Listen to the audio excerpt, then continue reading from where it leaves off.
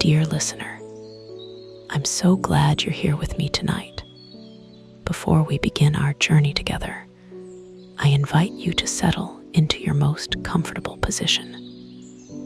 Adjust your pillows, smooth your blankets, and allow yourself to sink a little deeper into the softness beneath you. Let your body be fully supported.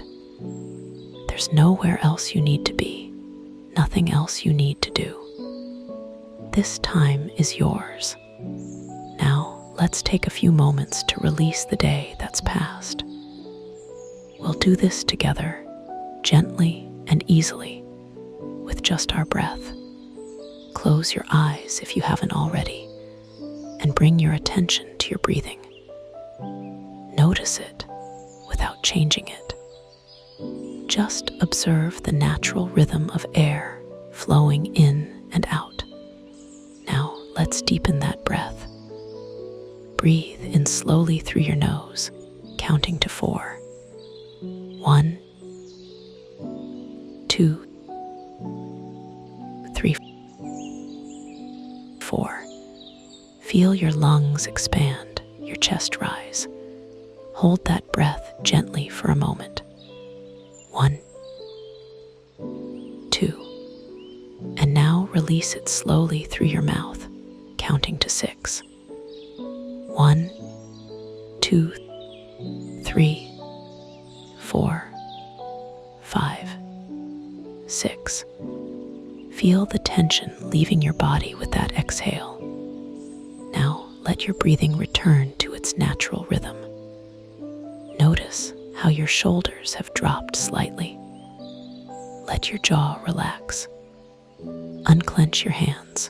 Release any tension in your forehead, around your eyes. Feel yourself becoming heavier, more relaxed, more present in this peaceful moment. You are ready now. Ready for a gentle story that will carry you toward restful sleep.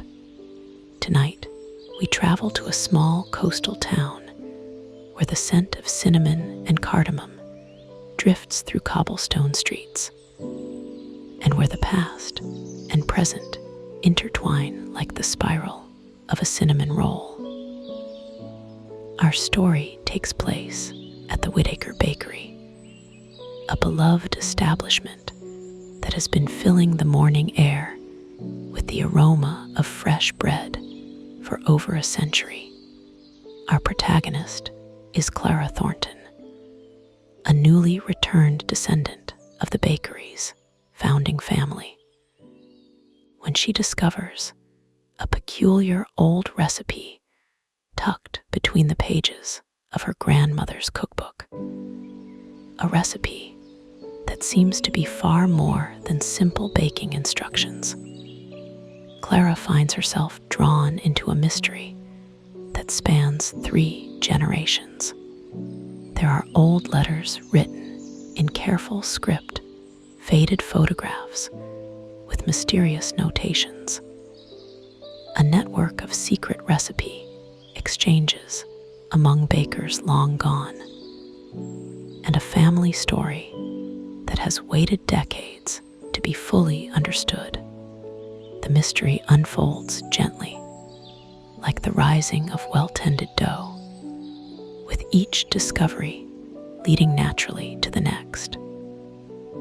There will be quiet mornings in the bakery's old kitchen, conversations with elderly townspeople who remember stories thought forgotten, and peaceful hours spent decoding the subtle messages left behind by bakers who understood that sometimes the most important ingredients aren't the ones you can taste.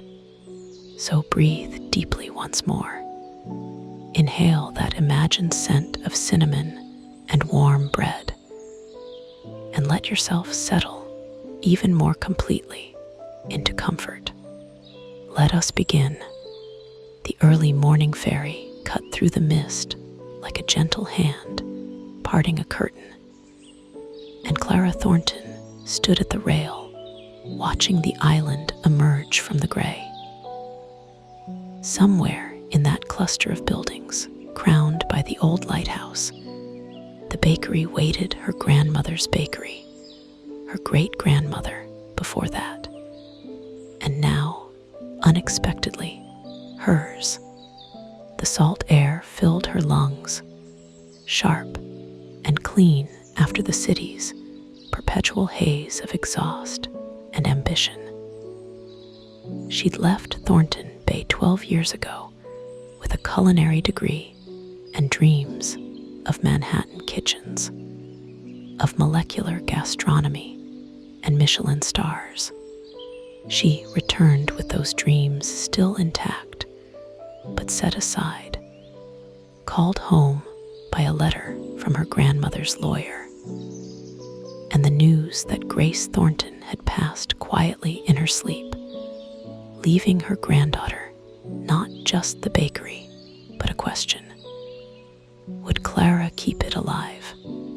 The ferry's horn sounded, low and mournful, as they approached the dock. Clara pulled her jacket closer against the October chill and picked up her single suitcase. Everything else, the apartment, the life, the carefully constructed identity she'd left behind, at least for now. The agreement was simple. Spend 3 months on the island. Learn the bakery.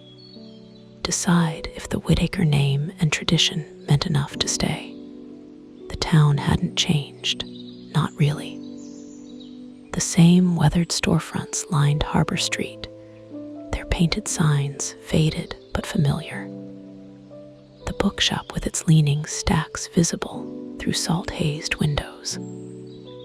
The chandlers, still selling rope and canvas, despite the pleasure boats that had replaced working vessels.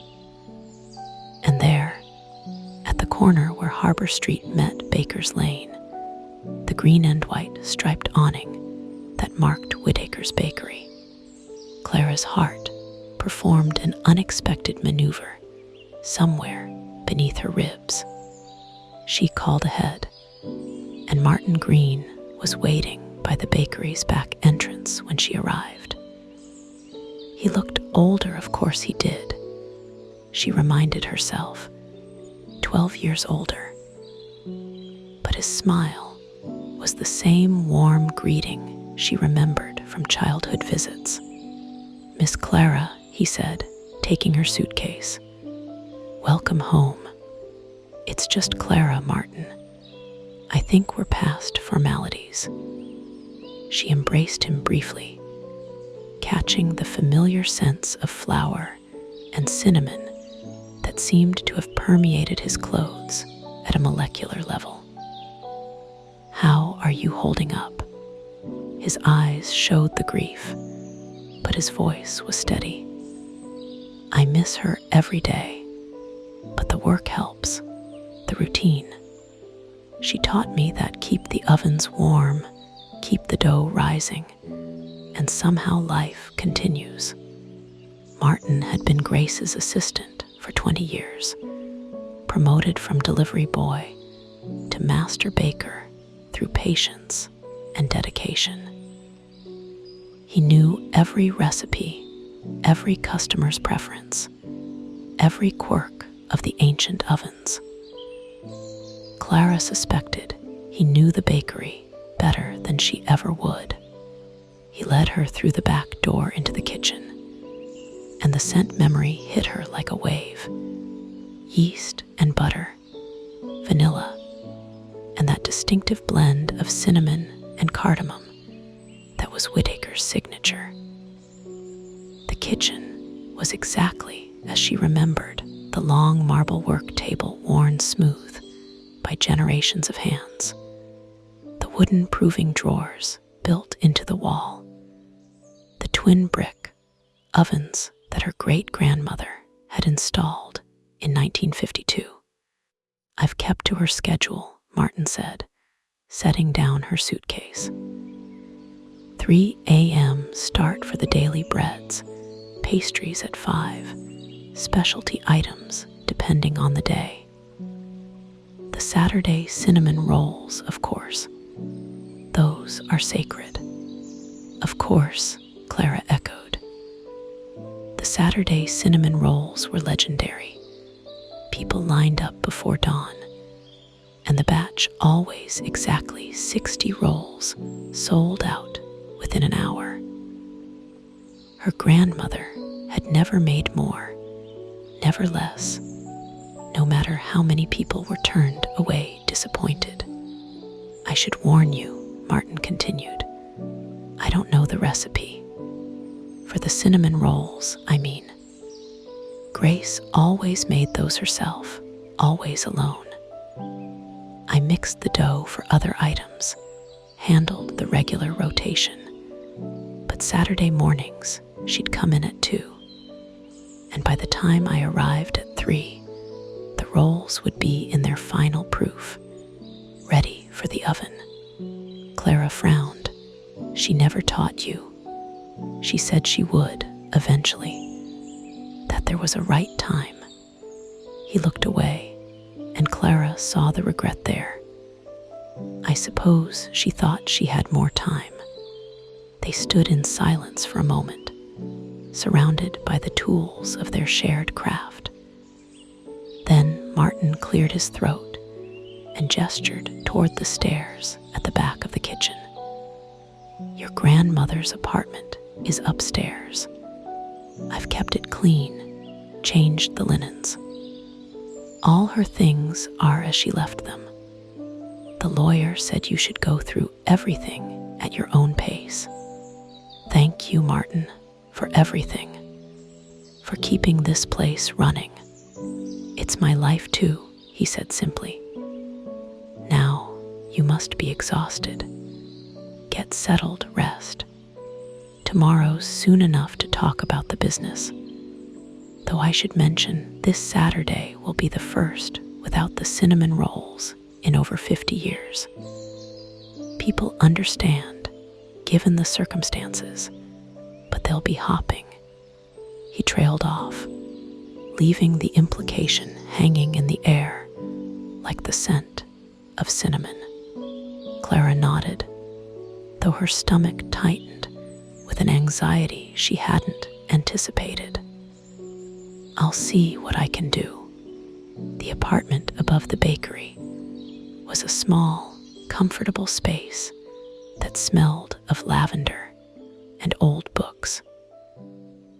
Clara stood in the doorway of what had been her grandmother's bedroom, reluctant to intrude on the intimate geography of someone else's life, even though that someone was gone. But she was here to understand, wasn't she? To decide if she could step into Grace Thornton's shoes and carry forward a legacy she'd once been eager to leave behind. She set her suitcase by the door and began to explore. The apartment had the organized simplicity of someone who valued function over decoration. But there were touches of beauty. A watercolor of the lighthouse at sunset. A collection of antique rolling pins displayed on a shelf. A stack of cookbooks on the nightstand that looked well used and well loved. It was the cookbooks that drew Clara's attention. She recognized some of them. Mastering the Art of French Cooking, the Fanny Farmer Cookbook, a water-stained copy of Joy of Cooking that probably dated to the 1950s. But there were others, handwritten volumes bound in leather or cloth, their spines unmarked. She pulled one down and opened it carefully. The pages were filled with Grace's precise handwriting recipes, yes, but also notes, observations, snippets of wisdom. Brioche requires patience more than skill. Let the dough tell you when it's ready. Never rush the lamination. Each fold is a meditation. Clara found herself smiling.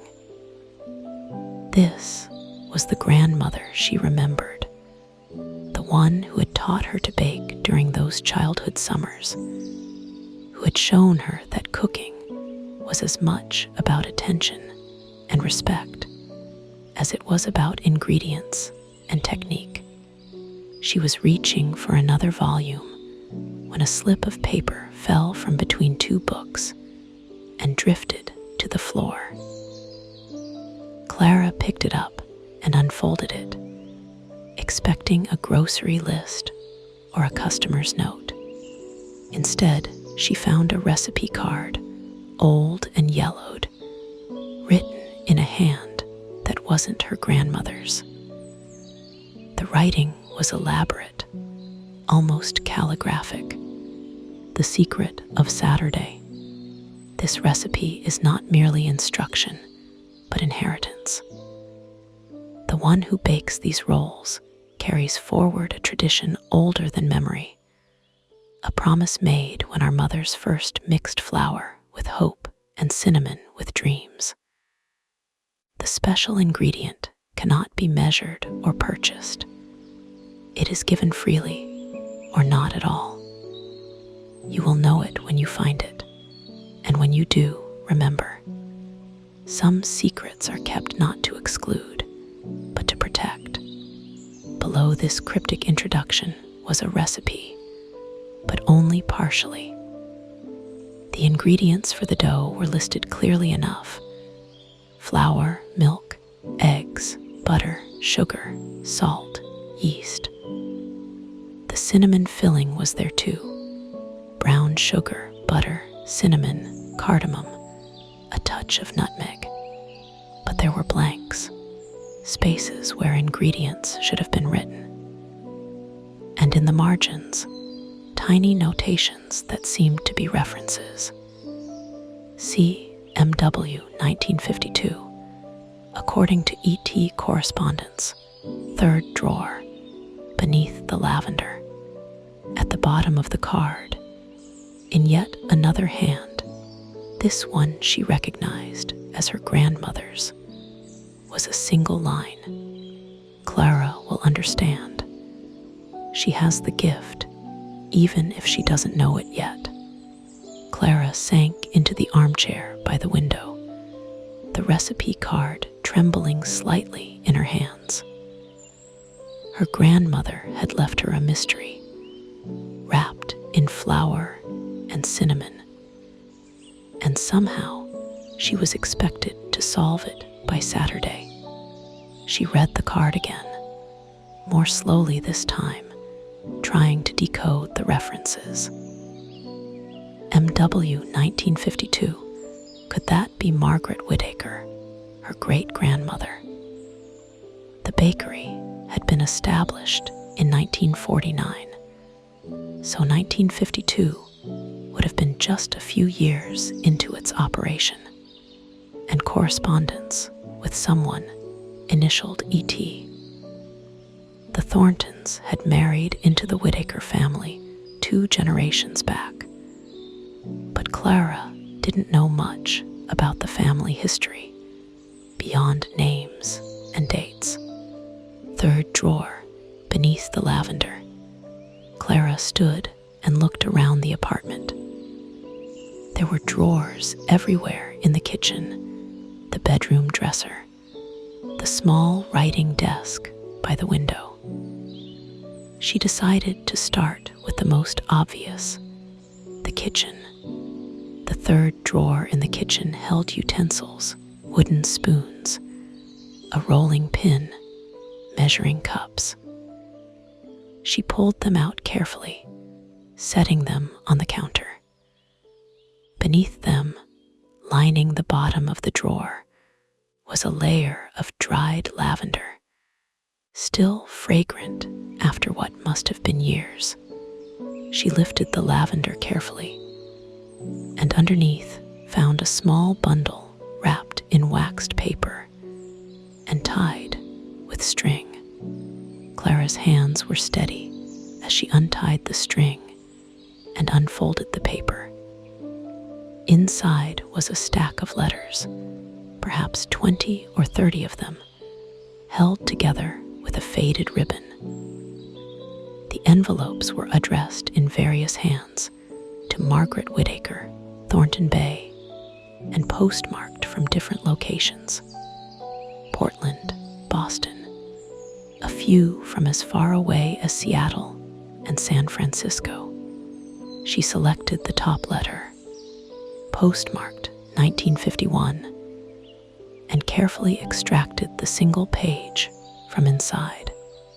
"Dearest Maggie, your letter arrived this morning, and I laughed to read about your adventures with the new brick ovens. I remember when Mother installed gas ovens in our bakery, and Father declared it would ruin everything. Of course, Mother was right. She always was about these things. I'm sending you my adaptation of the Saturday morning rolls, as promised. Mother swore me to secrecy when she taught me, but these are changed times, and we both know the tradition must evolve to survive. The original recipe came from the old country, passed mother to daughter through generations of women who understood that bread was more than sustenance. It was community, comfort, connection. The special ingredient is this: genuine affection for those who will eat what you make. Mother called it baking with love, though she insisted it was more specific than that. It was about knowing your neighbors, understanding their joys and sorrows, and putting that knowledge into your hands as you shaped the dough. She taught me to think of specific people as I worked. Mrs. Henderson with her bad hip, who needed the comfort of cinnamon on difficult mornings. Young Thomas, studying for his exams, who needed energy and encouragement. The Williams family, still grieving their loss, who needed something to remind them that sweetness exists even in sorrow. This is the secret ingredient no recipe card can capture: attention, intention, and genuine care. Bake for people, not for profit. Let each roll carry a small blessing, a quiet hope for the one who will eat it. I must close now, the morning shift calls. Write again soon and tell me how your first batch turns out. And Maggie, remember, the recipe can be adjusted, improved, adapted to your town and your people. But never lose the heart of it. That's the only ingredient that truly matters. With love and flour dust, Alina Thornton, Portland, Maine. Clara read the letter 3 times, feeling something shift in her understanding. Alina Thornton, E.T., perhaps a distant relative, another baker carrying on the same tradition in a different city. She reached for another letter, this one dated 1952. Maggie, thank you for the photograph of your bakery. It's absolutely charming. I showed it to Sarah, and she immediately began planning a visit. We both miss the island more than words can express, though our lives are here now, bound by our own ovens and obligations. Your question about scaling the recipe is a thoughtful one. Mother always said the Saturday rolls should be limited not by scarcity, but by sustainability. 60 rolls, she insisted, was the number one person could make with full attention and care. More than that, and you begin to rush, to cut corners, to lose the thread of intention that makes them special. I've enclosed Sarah's notes on the cinnamon blend we use. You'll notice it's not just cinnamon and cardamom. There's a whisper of star anise, a touch of black pepper to awaken the palate. Sarah discovered this combination after months of experimentation. Feel free to adapt it to your taste. One more thing, Sarah suggests keeping a notebook of observations. Who bought rolls? What was happening in their lives? How you felt as you made each batch. Over time, you'll see patterns, understand your community more deeply. This knowledge becomes part of your ingredient list, as important as any spice. Until next time, Alina. Clara set down the letter and looked around the apartment with new eyes. A network of bakers, women spread across different cities, but connected by shared tradition and secret recipes. They'd been exchanging letters, sharing adaptations, supporting each other in maintaining something that was part craft, part calling. She reached for the recipe card again and looked at the blank spaces with new understanding. They weren't meant to be filled with ordinary ingredients. They were placeholders for things that couldn't be written down. Knowledge of community, intention in creation, the mysterious alchemy that transformed good baking into something that fed more than just the body. But how was she supposed to replicate that? She'd been gone for 12 years. She didn't know the current customers, didn't understand their lives and struggles. She couldn't possibly recreate what her grandmother had spent decades developing. Unless Clara stood and walked to the window, looking down at Baker's Lane as the afternoon light slanted across the cobblestones. Unless the answer wasn't to recreate what had been, but to discover what could be. To learn the community as her grandmother had learned it, to build her own connections and understanding. She had 5 days until Saturday. 5 days to understand a tradition, decode a recipe, and decide if she was capable of carrying forward a legacy that was far more complex than she'd ever imagined. The letters had given her a starting point. Now, she needed to find the rest of the story. Clara spent the evening reading through the entire correspondence, 37 letters in total, spanning from 1951 to 1968. They painted a picture of a close-knit group of women bakers spread across the Atlantic coast who had maintained a tradition brought over from Europe by their mothers or grandmothers.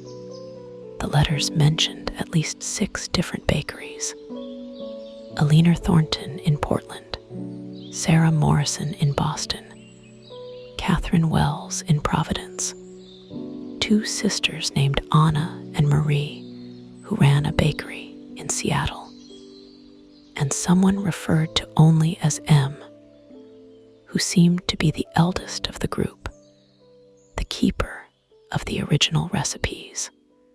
What fascinated Clara most was the evolution she could trace through the correspondence. The early letters were tentative, asking permission to modify ingredients or techniques. But over time, the tone shifted. The bakers grew more confident in their adaptations, more willing to share their discoveries and innovations. They weren't merely preserving a tradition, they were actively creating something new while honoring what had come before. By 1965, The letters had become less frequent, and the final few carried notes of loss. Sarah Morrison's bakery had closed when she retired. Catherine Wells had passed away, leaving no one to carry forward her particular variation. The Seattle sisters had sold their business to a young couple who didn't understand the Saturday tradition. The last letter, dated October 1968, was from a leaner to Margaret. "Dear Maggie, your letter brought tears to my eyes. Yes, I fear you're right, we're the last of the old network. The younger generation has different dreams, different priorities. I can't fault them for it. The world is changing so rapidly, and perhaps these old traditions simply don't fit anymore. But I find myself hoping, perhaps foolishly, that what we've created will find new life somehow. Not in the exact form we knew it, but adapted and renewed by fresh hands and minds. Perhaps our granddaughters, if they choose this path, will discover their own version of the secret ingredient. I'm enclosing something precious, Mother's original recipe book, the one she brought from the old country. I want you to have it, to keep it safe. If anyone in your family shows the gift, the true understanding of what this work means, share it with them. If not, perhaps it will find its way to someone who needs it in a future we can't yet imagine. Thank you, my dear friend, for these many years of connection and shared purpose. Whatever comes next, we've kept the flame burning. That's no small thing. With deepest affection, Alina. Clara set down the letter and looked at the collection of cookbooks on the nightstand. One of them, bound in dark green leather and smaller than the others, had an unfamiliar quality. The spine was worn smooth, and when she opened it, the pages were yellowed and brittle. The first page bore an inscription in German: Für mein Tochter, Merge dieses Buch dich lehren, das die wichtigsten Rezept von Herzen kommen. Clara's German was rudimentary, but she could make out the gist. For my daughter, may this book teach you that the most important recipes come from the heart. The recipes that followed were written in a mix of German and English, the handwriting ornate and difficult to decipher. But there, on page 37, she found it. Zimtschnicken für Samstag, Saturday cinnamon rolls. The recipe was detailed, precise, and contained several ingredients Clara had never seen in cinnamon roll recipes. A touch of malt syrup in the dough, a whisper of almond extract in the filling, and something called Mother's Blessing listed as the final ingredient. Below the recipe, in English, was a note. This recipe comes from my mother's mother, who baked these rolls every Saturday morning in our village. The Saturday tradition was sacred. It marked the end of the work week, the beginning of Sabbath rest. The rolls were given freely to neighbors, especially those in need of comfort or celebration. My mother taught me that the blessing is simple. As you work, hold each person who will eat these rolls in your mind and heart. Wish them well. Hope for their happiness. This intention transforms good baking into sustenance for the soul. Clara felt a chill run down her spine that had nothing to do with the cool evening air seeping through the old windows. This was the heart of the mystery, a tradition of intentional baking, of creating food that carried wishes and care alongside butter and sugar. But there was still something missing. The recipe card from her grandmother had mentioned specific adaptations, references to MW 1952, and other annotations. She needed to understand how Margaret Whittaker had transformed this old-world recipe into something specific to Thornton Bay. She glanced at the clock, nearly 9 in the evening. Too late to disturb Martin with questions. And besides, he'd said he didn't know the Saturday recipe's secrets. But there might be other sources. Clara remembered her grandmother keeping records, ledgers that tracked not just sales and expenses, but also customer notes and observations. If those ledgers still existed, they might hold the key to understanding the community connections Grace had built over decades of Saturday mornings. She found them in the small writing desk by the window, 6 leather-bound volumes, each covering about a decade. The most recent one ran from 2011 to the present year. Clara opened it and began to read. The entries were brief but revealing. October 15, 2022. Mrs. Patterson bought 2 rolls instead of her usual one. Mentioned her daughter visiting from Seattle with the grandchildren. Made the Saturday batch with extra joy, thinking of reunions. November 5, 2022. Young couple, newcomers to the island, waited in line for 40 minutes. First-time buyers. She's pregnant, due in spring. He works at the lighthouse, baked with hopes for their new family, new beginnings. December 17, 2022. Mr. Chen came in person instead of sending his son. First time in 3 months, he's been recovering from surgery. Looked stronger. Made his roll with extra care, grateful to see him healing.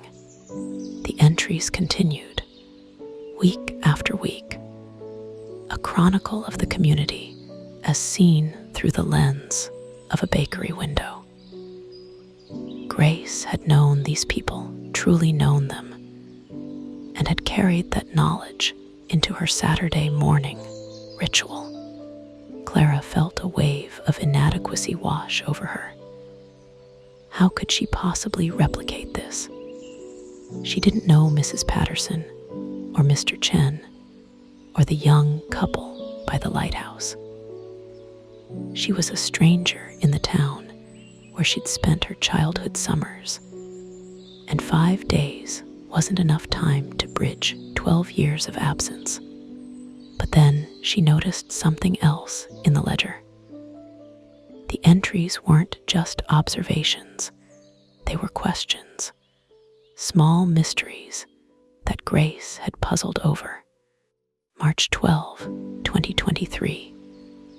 The Henderson family bought 6 rolls, though there are only 4 of them. Are they expecting guests? Or perhaps sharing with neighbors?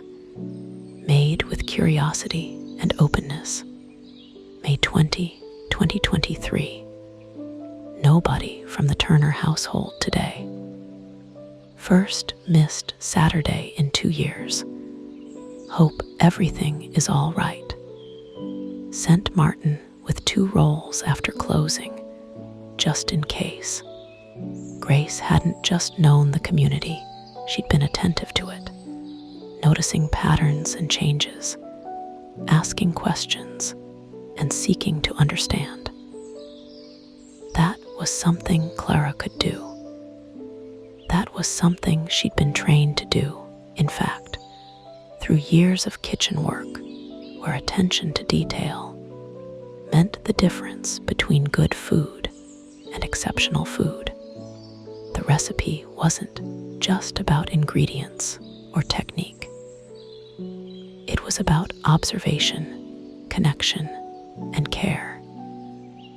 And if Clara was going to make Saturday's cinnamon rolls, she needed to start building those connections now. The next morning, Clara woke at 5:30 to the sound of Martin moving around in the kitchen below.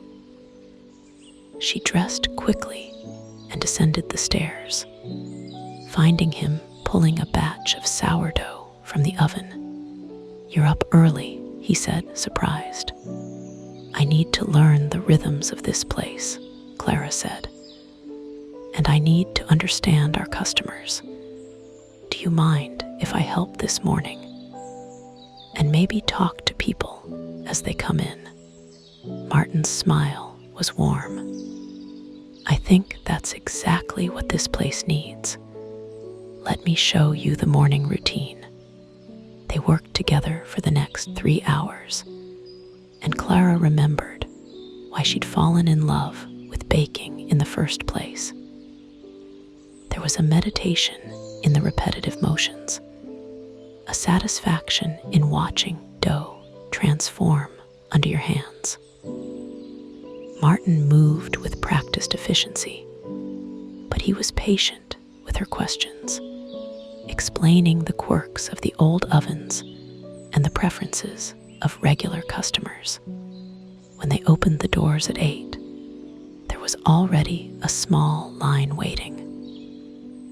Clara stationed herself at the counter while Martin continued baking, and she tried to connect names with faces, stories with orders. Mrs. Patterson was first, a woman in her 70s with kind eyes and a blue coat. "You must be Clara," she said. "Grace talked about you often. I'm so sorry for your loss." "Thank you," Clara said. She left big shoes to fill. That she did. "I'll take 2 of the cranberry scones, please, and one of those beautiful sourdough loaves." Clara wrapped the items carefully. "Will you be here Saturday for the cinnamon rolls?" Mrs. Patterson's expression showed gentle understanding. "Dear, everyone will understand if there are no rolls this Saturday. Your grandmother was one of a kind." "I'd like to try," Clara said, "but I need to understand something. Why were those rolls so special? What made people line up before dawn?" Mrs. Patterson considered the question carefully. "It's hard to explain without sounding foolish, but there was something about Grace's Saturday rolls that was different from any pastry I've ever eaten. They tasted like comfort, like hope, like someone cared enough to make something beautiful just for you." She paused, then added, "My husband passed away 3 years ago. That first Saturday after, I almost didn't come, but I did, and when I bit into that roll, it was like Grace was telling me, without words, that life would be sweet again someday." And she was right. Clara felt her throat tighten with emotion. "Thank you for telling me that. You have your grandmother's gift, I think," Mrs. Patterson said. "Grace told me you were a brilliant chef in New York. That kind of talent doesn't disappear. Trust yourself." After Mrs. Patterson left, a steady stream of customers followed. Clara listened more than she spoke, learning names and noticing details. Mr. Chen's son came in for the daily bread order, mentioning his father was doing well, thinking about taking up painting in his retirement. The young couple from the lighthouse, Emma and David, bought croissants and talked excitedly about their baby, due in February. By noon, when Martin flipped the sign to closed for the daily afternoon break, Clara had filled 3 pages in a small notebook with observations and thoughts. She was beginning to see the community the way her grandmother must have seen it, not as a collection of customers, but as a network of lives, interconnected and worthy of attention. "You did well," Martin said, cleaning flour from the work table. "Very well. Grace would be proud." "I'm still not sure I can pull off Saturday," Clara admitted. "The recipe, it's more complicated than I expected." "Is this about the secret ingredient everyone whispers about?" Martin asked. "Grace never told me what it was, but I had my theories." "What did you think it was?" He was quiet for a moment, considering. "Time, maybe. Attention. The fact that she made only 60, never rushing, always fully present for each one. Or maybe it was simpler than that. Maybe it was just love. Is that too sentimental?" "No," Clara said softly. "I think you're right. I think that's exactly what it was." That afternoon, Clara visited the island's small historical society, housed in a converted sea captain's house on the north end of town. If she was going to understand the tradition she'd inherited, she needed to understand its roots in this particular place. The Historical Society was run by Thomas Whitmore, a retired teacher in his 80s who greeted Clara like a long-lost relative. "Grace's granddaughter. I heard you'd come home. Your grandmother and I had many conversations about the island's history. She was always interested in the old families, the traditions that shaped this place. That's actually why I'm here," Clara said. "I'm trying to understand the bakery's history, particularly the Saturday cinnamon rolls. Do you have any records about the Whittaker family or the bakery's founding?" Thomas's eyes lit up. "Oh, indeed. Follow me." He led her to a back room lined with filing cabinets and shelves of carefully preserved documents. "The Whittaker family has been on this island since the 1880s, though they weren't bakers initially.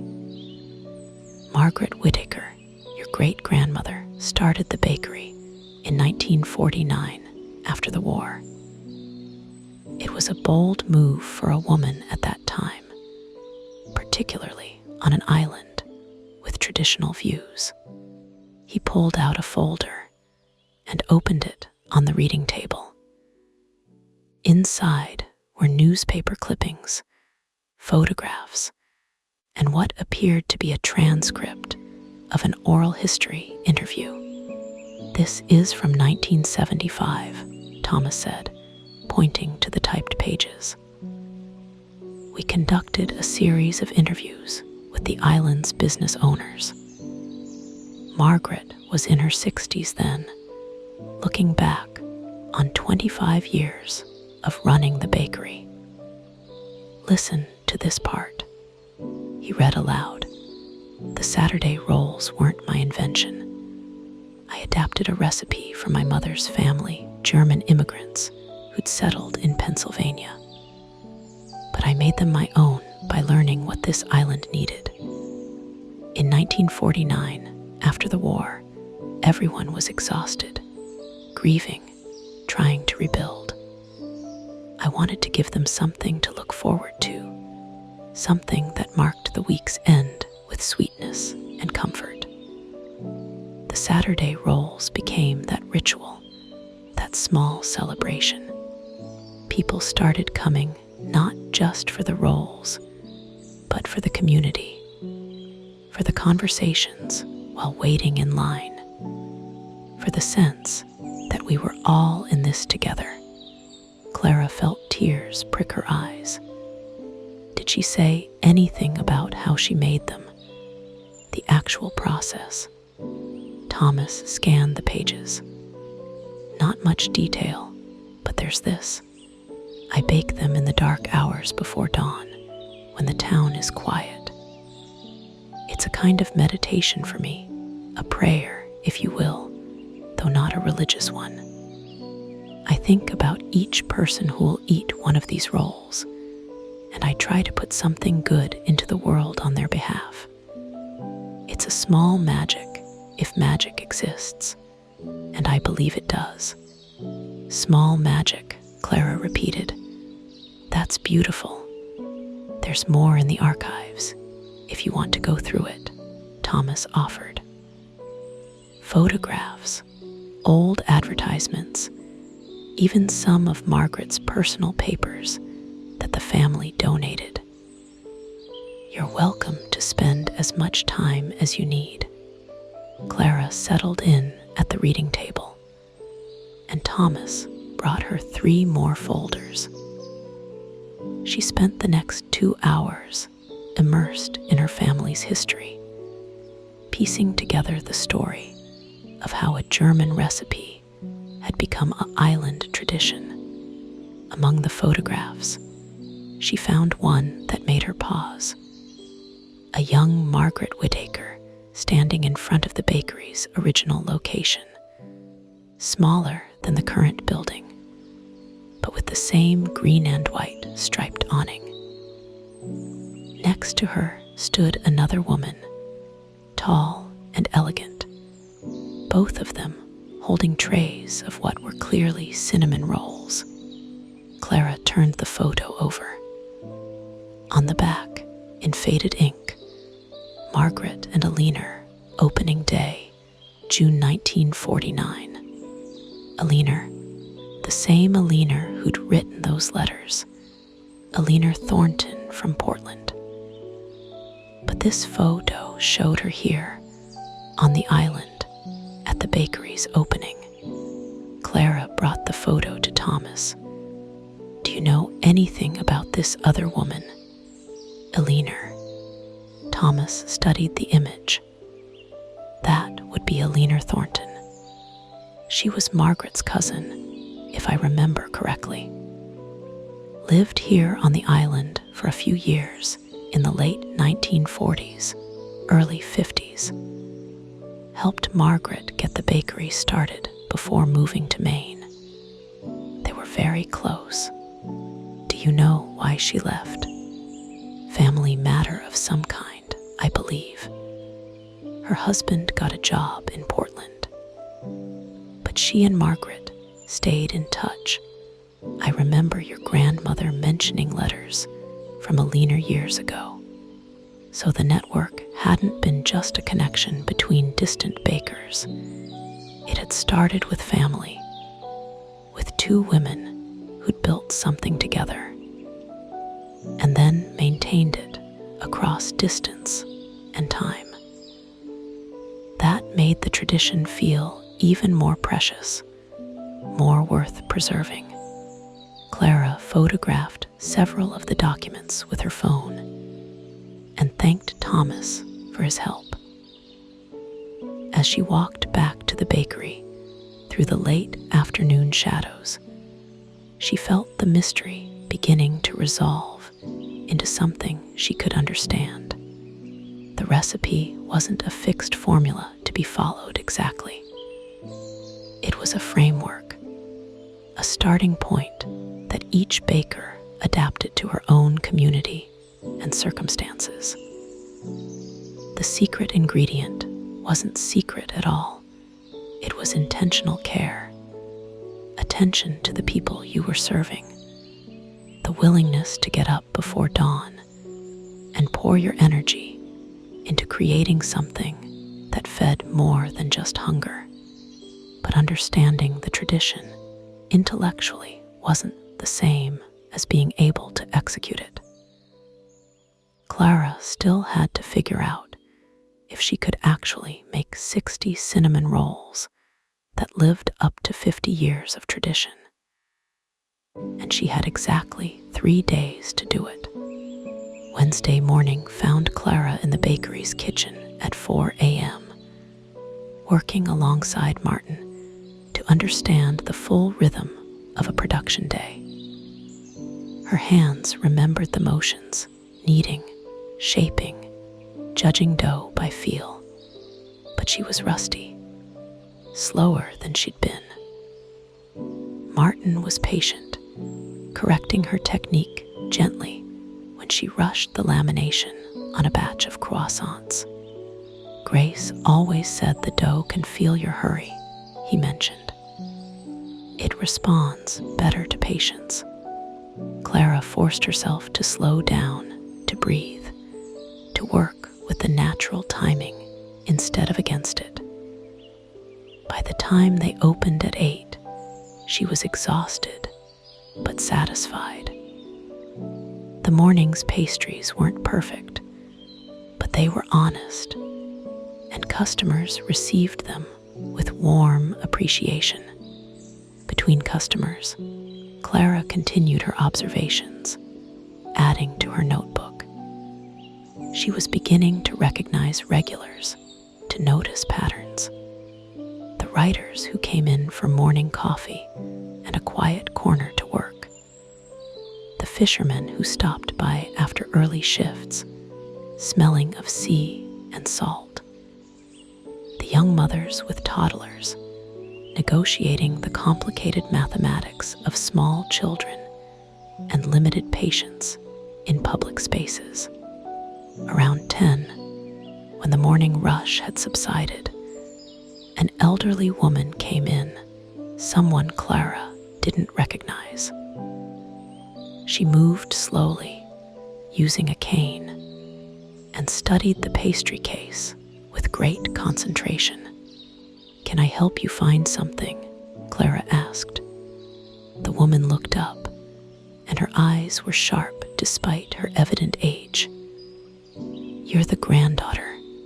"Clara, I'm Dorothy Morrison." The name sparked recognition. Morrison, any relation to Sarah Morrison. She ran a bakery in Boston. Dorothy's expression shifted to surprise, then pleasure. "My mother-in-law. How on earth do you know about her?"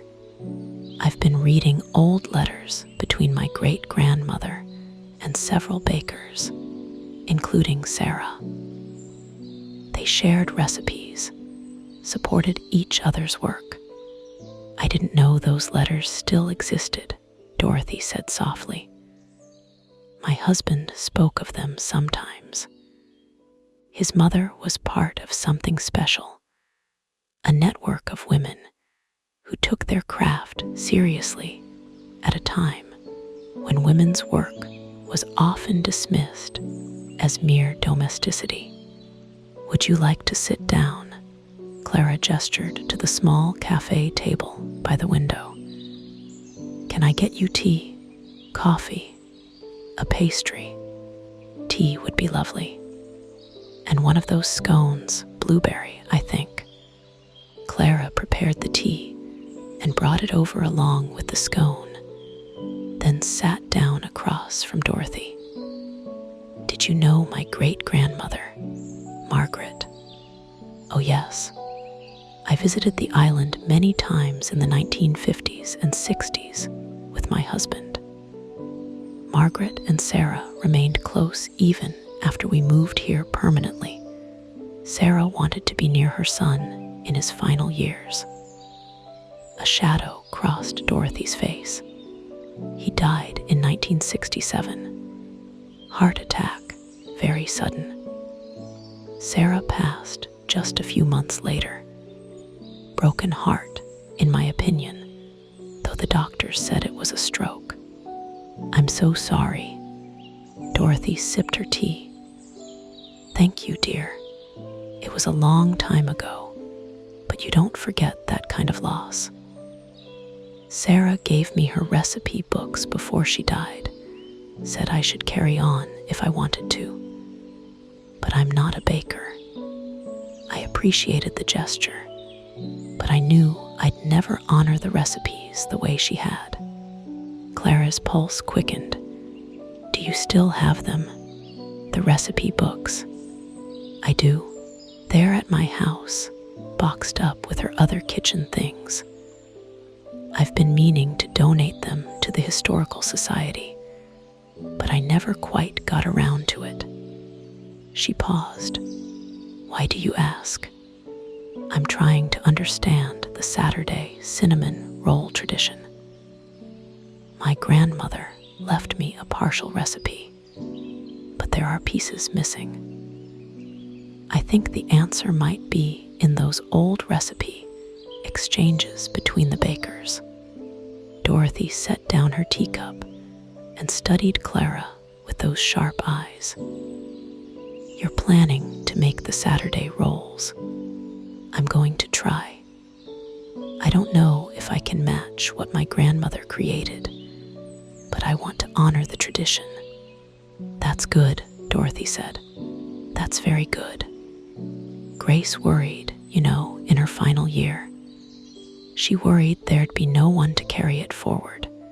She talked about training Martin, but she said he didn't have the gift, not because he lacked skill, but because his heart was in the process, not the people. He's a brilliant baker, but he bakes for the love of baking itself. Grace said the Saturday rolls required something different, baking for the love of community. Clara thought about Martin's meticulous technique, his dedication to craft. Dorothy was right. His focus was on perfection of process, which made him excellent at the daily production, but perhaps not suited to the Saturday ritual. Would you be willing to let me look at Sarah's recipe books? Clara asked. I promise I'll take care of them and return them as soon as I've finished. Dorothy smiled. You can keep them. Sarah would have wanted them to go to someone who understands their purpose. Come by this afternoon. I'm at 47 Seaside Road, the blue cottage with the white shutters. After Dorothy left, Clara felt a surge of hope. Another piece of the puzzle was falling into place. Clara visited Dorothy's cottage at 3, after the bakery closed for the afternoon. The house was exactly as described, a charming blue Victorian perched on a hill overlooking the water. Dorothy welcomed her in and led her to a small study lined with bookshelves. I've pulled out Sarah's things, Dorothy said, gesturing to a wooden box on the desk. Take your time. I'll make us fresh tea. Clara opened the box with reverent care. Inside were 3 cloth-bound notebooks, their pages filled with recipes in various hands, along with a collection of loose papers, letters, recipe cards, newspaper clippings. She started with the notebooks, quickly realizing they were Sarah's working journals, where she'd recorded experiments and observations. The first entry was dated 1947. Today I attempted Mother's cinnamon roll recipe with American flour instead of the German flour she always insisted on. The texture was different, lighter, fluffier, perhaps too insubstantial. Need to adjust hydration and consider adding malt to develop more complex flavor. The entries continued chronologically, showing Sarah's process of adapting old world recipes to new world ingredients and tastes. By 1950, she'd arrived at what she called the definitive version. The Saturday rolls must be rich enough to feel indulgent, but not so heavy that they sit unpleasantly in the stomach. The cinnamon blend should be complex. I've settled on Saigon cinnamon for heat, Ceylon for sweetness, with cardamom for mystery, and a whisper of black pepper for depth. The dough needs high-quality butter, eggs at room temperature, and patience in the rising. But more than any of this, the rolls need intention. I've been experimenting with what I call focused baking, choosing a quality or hope to infuse into the batch. This week, I baked with gratitude, thinking of all the good customers who have supported our business. Next week, I'll try compassion, holding in mind Mrs. Chen, who's been struggling with her husband's illness. Clara read this passage 3 times, her heart racing. This was it, the practical application of the secret ingredient. Sarah had turned the abstract concept of baking with love into a concrete practice, choosing an intention for each batch. She flipped through more pages, finding similar entries. Sarah had developed a whole system, recording not just recipes, but emotional frameworks for baking. There were lists of intentions: joy, peace, courage, comfort, hope, celebration, healing, gratitude, connection, and below each intention, notes on how it had affected the baking and how customers had responded. Baked with Joy, January 15, 1953. Let myself laugh while working, played cheerful music, focused on happy memories. Several customers commented that the rolls tasted especially bright today. Mrs. Peterson said they made her smile. Coincidence? Or does joy truly transfer into the food? Clara heard Dorothy returning with the tea and quickly wiped her eyes, surprised to find them wet. Finding what you need? Dorothy asked, setting down the tea tray. More than I expected, Clara said. Sarah was remarkable. She treated baking like both science and meditation. She did. My husband used to joke that she baked in a state of grace. Dorothy poured the tea. There's something else in that box you might find interesting at the bottom, wrapped in silk. Clara moved the notebooks aside and found a small bundle wrapped in faded blue silk. She unwrapped it carefully, revealing a tiny hand-bound book, no larger than her palm. The cover was plain brown leather, worn soft with age. She opened it to the first page and found a single sentence in German, the handwriting ornate and old-fashioned. Das Geheimnis ist Liebe. Alles andere ist nur Technik. Below it, in different ink, someone had written the English translation. The secret is love. Everything else is only technique. The rest of the book contained recipes, each written in a different hand, each annotated with notes and observations. Clara realized she was holding something precious, the original recipe book, passed down through generations, contributed to by multiple bakers. She found the cinnamon roll recipe on page 18, written in German with English annotations in the margins. This was the source, the origin of the tradition she'd inherited.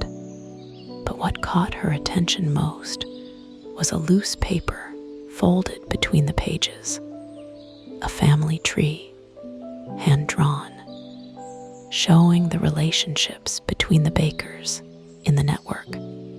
At the top was a name, Helene Mueller, 1851-920. Below her, branches split into multiple lines, daughters, granddaughters, nieces. Clara traced the connections with her finger and found her own lineage. Helene to her daughter Marguerite, who'd immigrated to America in 1920. Marguerite to Eleanor, who'd married a Thornton. Eleanor to Margaret Whittaker, who'd married into Clara's family. And there, at the bottom of the tree, in her grandmother Grace's handwriting, Clara Thornton, B. 1995. The gift continues. Clara felt tears spill over. Her grandmother had known, had believed, had trusted that Clara would find her way back to this tradition, even after years away. She added your name to the tree 2 years ago, Dorothy said quietly. Grace came to visit me, asked to see Sarah's papers. She spent an hour looking through them, and when she left, she said she finally understood how to pass on the tradition. Not by insisting you stay, but by trusting you return when you were ready. Clara couldn't speak. She carefully closed the little book and held it against her chest, feeling the weight of generations, the love embedded in paper and ink. You should keep that too, Dorothy said. Sarah would want it to continue forward, not sit in a box in my house. Are you sure? Completely. But Clara, Dorothy's voice was gentle, but firm. Don't feel you have to recreate exactly what came before. Each baker in that tree adapted the tradition to her own time and place. Your Saturday rolls don't have to be your grandmother's Saturday rolls. They should be yours. Clara nodded, understanding the permission being offered. She didn't have to be Grace or Margaret or Sarah. She had to be herself, bringing her own understanding and care to the work. Thank you, she whispered, for trusting me with this. Thank you, Dorothy replied, for being willing to carry it forward.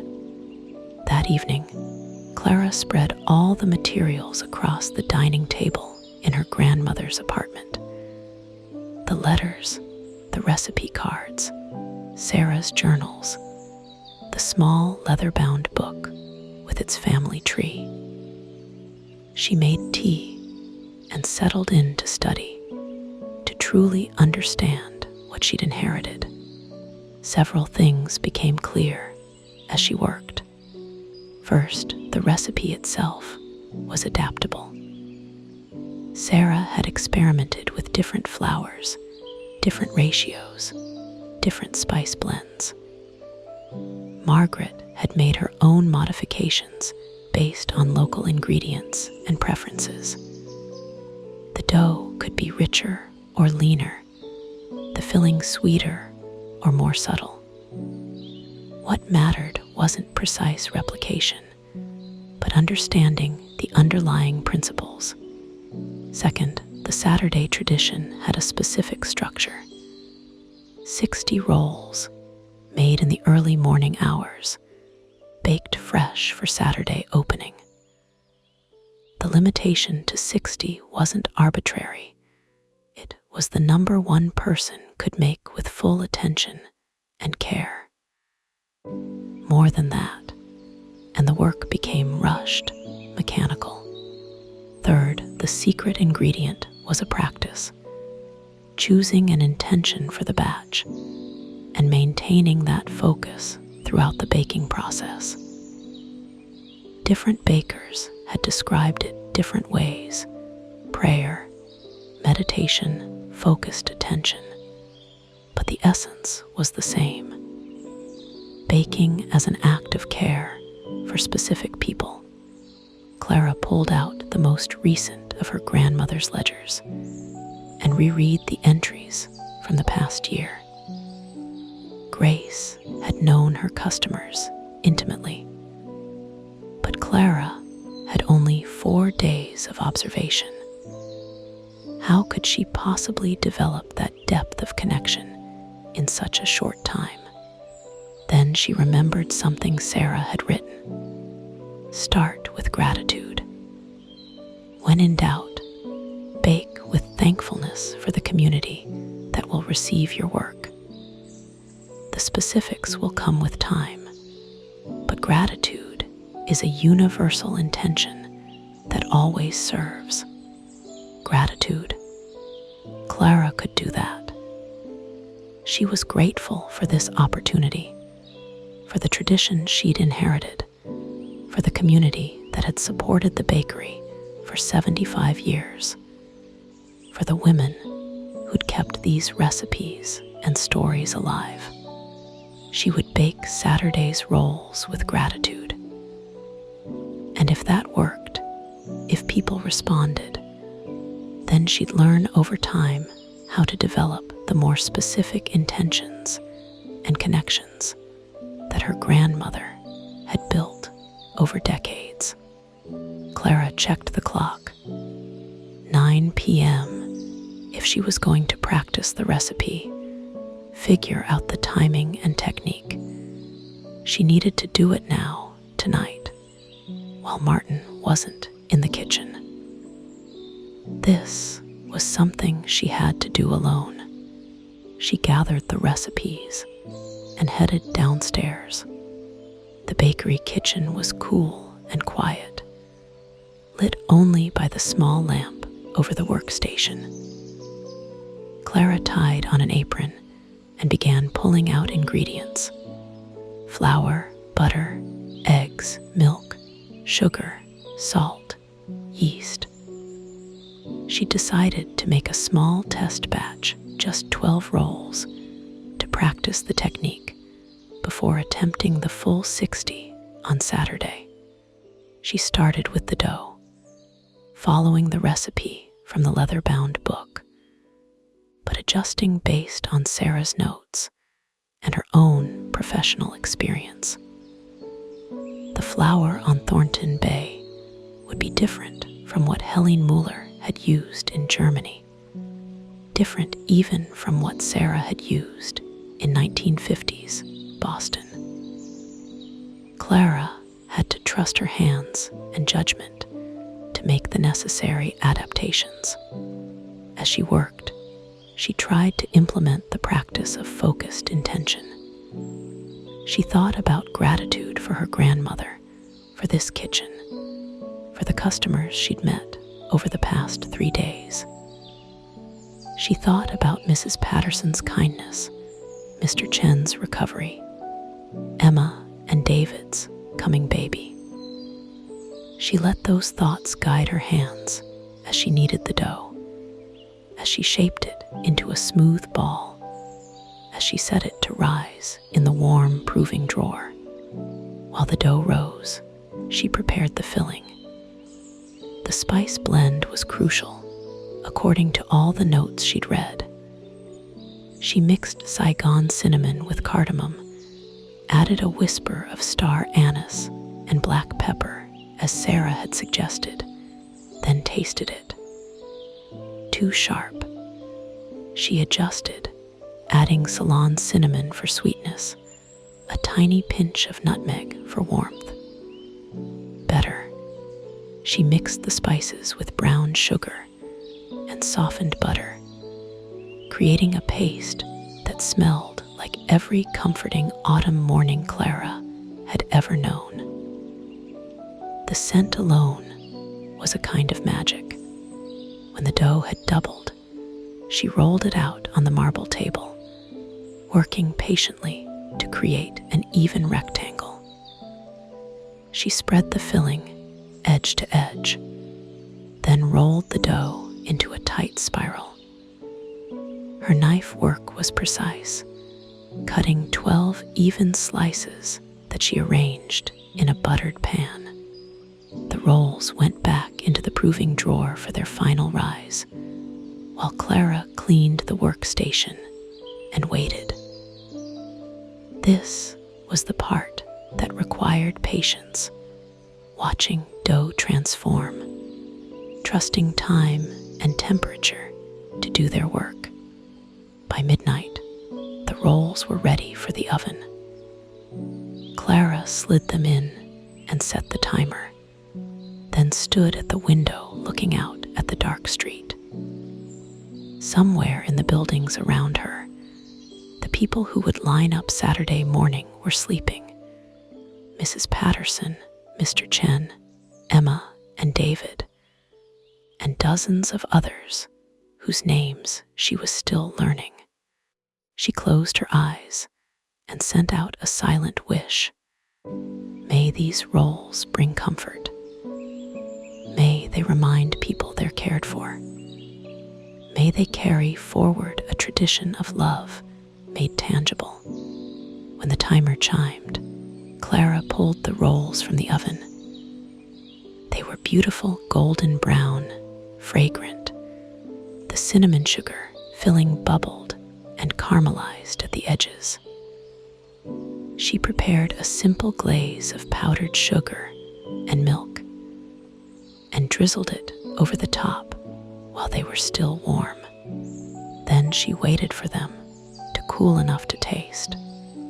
The first bite was a revelation. The dough was tender and rich, slightly sweet, the perfect vehicle for the complex spice filling. The cinnamon had depth, the cardamom added mystery, and the whisper of black pepper awakened the palate. The sweetness was balanced, not cloying, but more than that, there was something in the taste that felt like care. Clara couldn't explain it rationally, but she felt it. The bread tasted like someone had paid attention, had worked with love, had hoped for the happiness of whoever would eat it. Maybe she was imagining it, projecting her wishes onto her own baking. Or maybe the old bakers had been right, and intention did somehow transfer into food. Either way, Clara knew she could do this. She could make Saturday's cinnamon rolls. She understood the recipe now, not just the ingredients and technique, but the heart of it, the thing that made it more than just good baking. She wrapped the test rolls carefully and left a note for Martin. Please share these with staff or customers. I want feedback. Then she climbed the stairs to the apartment and fell into bed, exhausted, but more hopeful than she'd been since arriving on the island. Thursday morning brought rain, a steady autumn downpour that drummed on the bakery's windows and sent customers scurrying in with damp coats and grateful sighs. Clara worked the counter while Martin handled the baking, and she noticed that people lingered longer than usual, reluctant to head back out into the weather. Around 10, Mrs. Patterson came in and made directly for Clara. I tried one of your test rolls this morning. Martin brought them to the community center. Clara, they were wonderful, really wonderful. Clara Clara felt a wave of relief. "Thank you. I was nervous about whether I'd captured the right flavor. The flavor is perfect. But more than that," Mrs. Patterson paused, seeming to search for words. "They made me feel the way Grace's rolls did, cared for. That sounds silly, I'm sure." "It doesn't sound silly at all," Clara said quietly. "That's exactly what I was hoping for." Other customers echoed the sentiment throughout the morning. Mr. Chen's son reported that his father had proclaimed them better than memory, which Clara took as high praise. Emma stopped by to say the roll had been the highlight of a difficult morning of pregnancy, nausea. By afternoon, Clara was feeling more confident about Saturday. She had the recipe working. She understood the intention. Now, she just needed to scale up from 12 rolls to 60 and maintain the same quality and care. Martin pulled her aside during the afternoon break. "You're going to do it, aren't you? The Saturday rolls." "I'm going to try. Grace would be proud."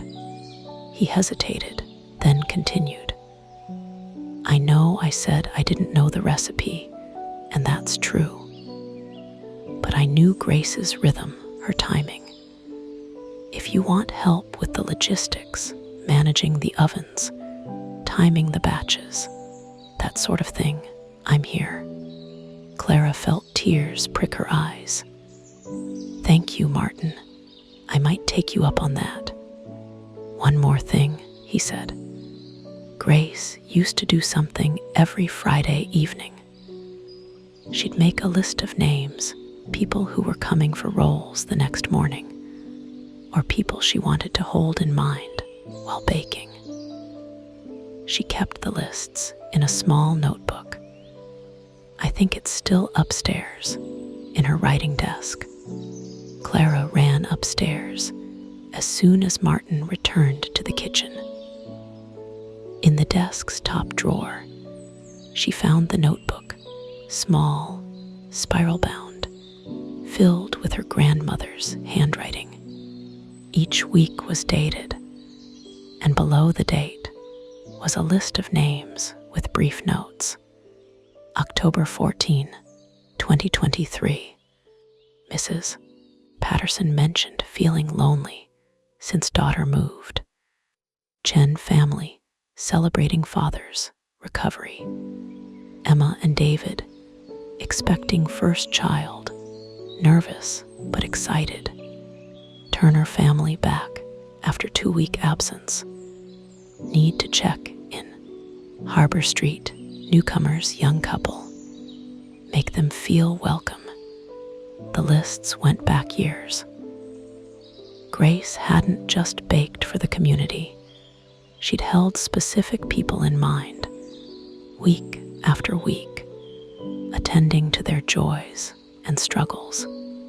Clara sat at the desk and opened to a fresh page. She dated it Friday, October 27, 2023, and began to write her own list, drawing from her observations over the past 4 days and from her grandmother's most recent entries. The list grew, Mrs. Patterson, still adjusting to widowhood. Mr. Chen, celebrating recovery and new retirement projects. Emma and David, waiting for their February baby. The writers from the morning coffee crowd, needing fuel for their creative work. The fishermen, needing warmth after cold morning shifts. She wrote until her hand cramped, until she'd captured everyone she could remember, everyone whose story she'd learned, even in fragments. This was the practice, she realized. This was how you baked for community, by paying attention, by learning names and stories, by caring enough to remember. Friday passed in preparation. Clara worked with Martin to prepare the bakery for Saturday's rush. They cleaned the kitchen thoroughly, organized ingredients, tested the oven's temperature calibration. Clara calculated and recalculated the recipe, scaling it up to 60 rolls while maintaining proper ratios. In the evening, after closing, she visited Thomas Whitmore at the Historical Society one more time. "I'm baking the Saturday rolls tomorrow," she told him. "And I wanted to thank you for helping me understand the tradition." Thomas beamed. "That's wonderful news. The whole town is talking about it, hopping, but not wanting to pressure you." "I have a question," Clara said. In your interview with Margaret, she mentioned that the Saturday tradition was about community, about giving people something to look forward to. Do you think that's still relevant? In 2023, with everything else people have access to, does a bakery tradition still matter? Thomas considered this carefully. "I think it matters more than ever, actually. We have more ways to connect than ever before, yet people are lonelier, more isolated. A tradition like the Saturday rolls, it's a reason to leave your house, to stand in line with your neighbors, to share a small ritual that connects you to the past and to each other." "Yes, Clara, it matters. Perhaps especially now." That was what Clara needed to hear. She thanked Thomas and walked home through the cool evening, past houses glowing with lamplight, past the harbor where boats rocked gently at anchor. Tomorrow morning, she would wake in darkness and begin the work of baking 60 cinnamon rolls. She would hold her community in mind, think of names and faces and stories. She would bake with gratitude and care, honoring a tradition that stretched back through generations of women who had understood that feeding people was about more than satisfying hunger. She was ready. Clara's alarm went off at 2 a.m., and she woke instantly, her mind already running through the steps ahead. She dressed in layers. The kitchen would be cold initially, then warm as the ovens heated, and went downstairs. The bakery was completely dark and quiet, the street outside empty. Clara turned on just the work lights over the marble table, creating a pool of warm illumination in the surrounding darkness. She tied on her apron and pulled out her grandmother's notebook, propping it open to the list of names she'd compiled. Then she began. The dough came first. She measured flour into the large commercial mixer, added sugar and salt, crumbled in the yeast. While the dry ingredients mixed, she warmed milk and butter together, tempering them carefully to the right temperature. Too hot would kill the yeast, too cold would slow the rise. As she worked, Clara thought about Mrs. Patterson, about making something that would comfort her loneliness. She thought about Emma and David, about baking sustenance for their journey into parenthood. She thought about the fishermen and the writers, about Mr. Chen painting in his retirement, about all the small human stories unfolding in the buildings around her. The mixer churned, developing gluten, transforming separate ingredients into cohesive dough. Clara checked the texture by hand. It should be soft, but not sticky, elastic, but not tough. She adjusted with small additions of flour and milk until it felt right. She turned the dough out onto the floured marble, kneaded it briefly, then shaped it into a smooth ball and placed it in an oiled bowl. The bowl went into the warming cabinet, where the dough would rise for the next 90 minutes. While the dough rose, Clara prepared the filling. She toasted whole cardamom pods and star anise, then ground them fresh. The aroma that filled the kitchen was incredible, warm, complex, inviting. She mixed the ground spices with cinnamon, added brown sugar and softened butter, and adjusted the proportions by taste until the filling was exactly right. At 4 a.m., Martin arrived, stopping short when he saw the work in progress. "You're really doing it," he said, his voice full of quiet wonder. "I'm really doing it," Clara confirmed. "Can you start prepping the ovens? I'll need them at 350 degrees in about 30 minutes." They worked together in comfortable silence, Martin handling the technical support while Clara focused on the rolls. The dough had risen beautifully, doubled in size, pillowy and fragrant. Clara punched it down gently and divided it into 2 portions. She rolled out the first portion into a large rectangle, working carefully to maintain even thickness. The dough was cooperative, elastic, and smooth. She spread half the filling across it in an even layer, then rolled it into a tight spiral, using the technique she'd practiced a dozen times. Her knife work was precise. She cut the spiral into 30 even pieces, each one showing the beautiful swirl of dough and filling. These went into prepared pans, 15 rolls per pan, arranged with space between each one to rise and expand. She repeated the process with the second portion of dough. Roll, fill, spiral, cut, arrange. 60 perfect rolls, ready for their final rise. The pans went back into the warming cabinet. Clara set a timer for 45 minutes and allowed herself a brief break. She made tea and stood at the kitchen window, watching the town sleep. Somewhere out there, people were dreaming.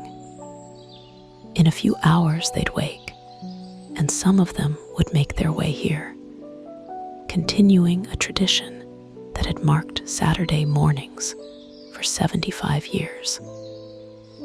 Clara was now part of that tradition, a link in a chain that stretched back to German bakeries and immigrant grandmothers, forward to whatever came next.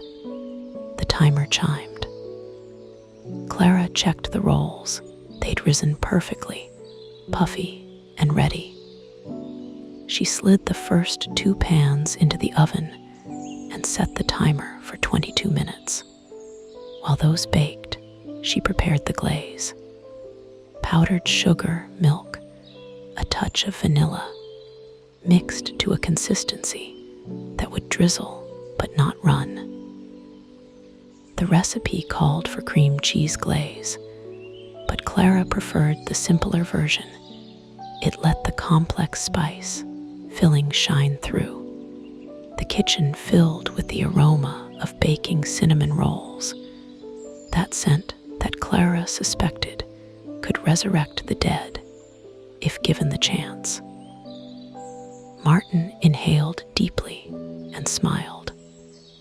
That's it. That's the smell I remember from Grace's Saturday mornings. The first batch came out golden and perfect. Clara resisted the urge to taste one. These were for the customers, not for her. She glazed them while they were still warm, then slid the final 2 pans into the oven. By 6:30, all 60 rolls were baked, glazed, and arranged on display trays. They were beautiful golden spirals of dough and cinnamon, glossy with glaze, each one slightly different, but all of them perfect in their own way. Clara stood back and looked at what she'd created. She followed the recipe, yes, but she'd also put something of herself into them, her care, her hopes for this community, her gratitude for the tradition she'd inherited. "They're perfect," Martin said. "Grace would be so proud." Clara felt tears threaten, but blinked them back. There was no time for emotion now. In 30 minutes, they'd open the doors, and she needed to be ready. The lines started forming at 6:45. Clara could see people gathering outside despite the early hour, despite the chill October morning. Mrs. Patterson was first, bundled in her blue coat.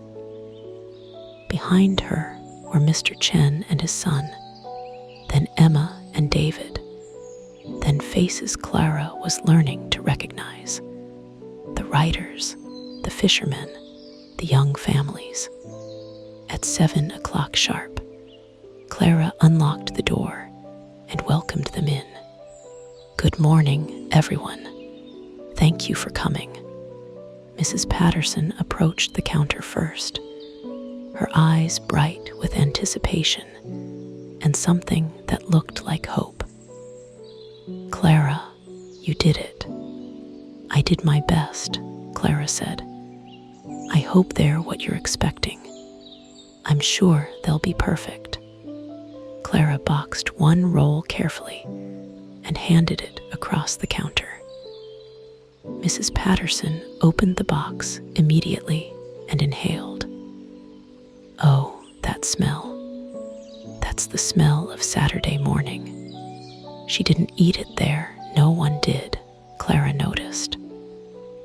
They took their boxes and left, making room for the next person in line.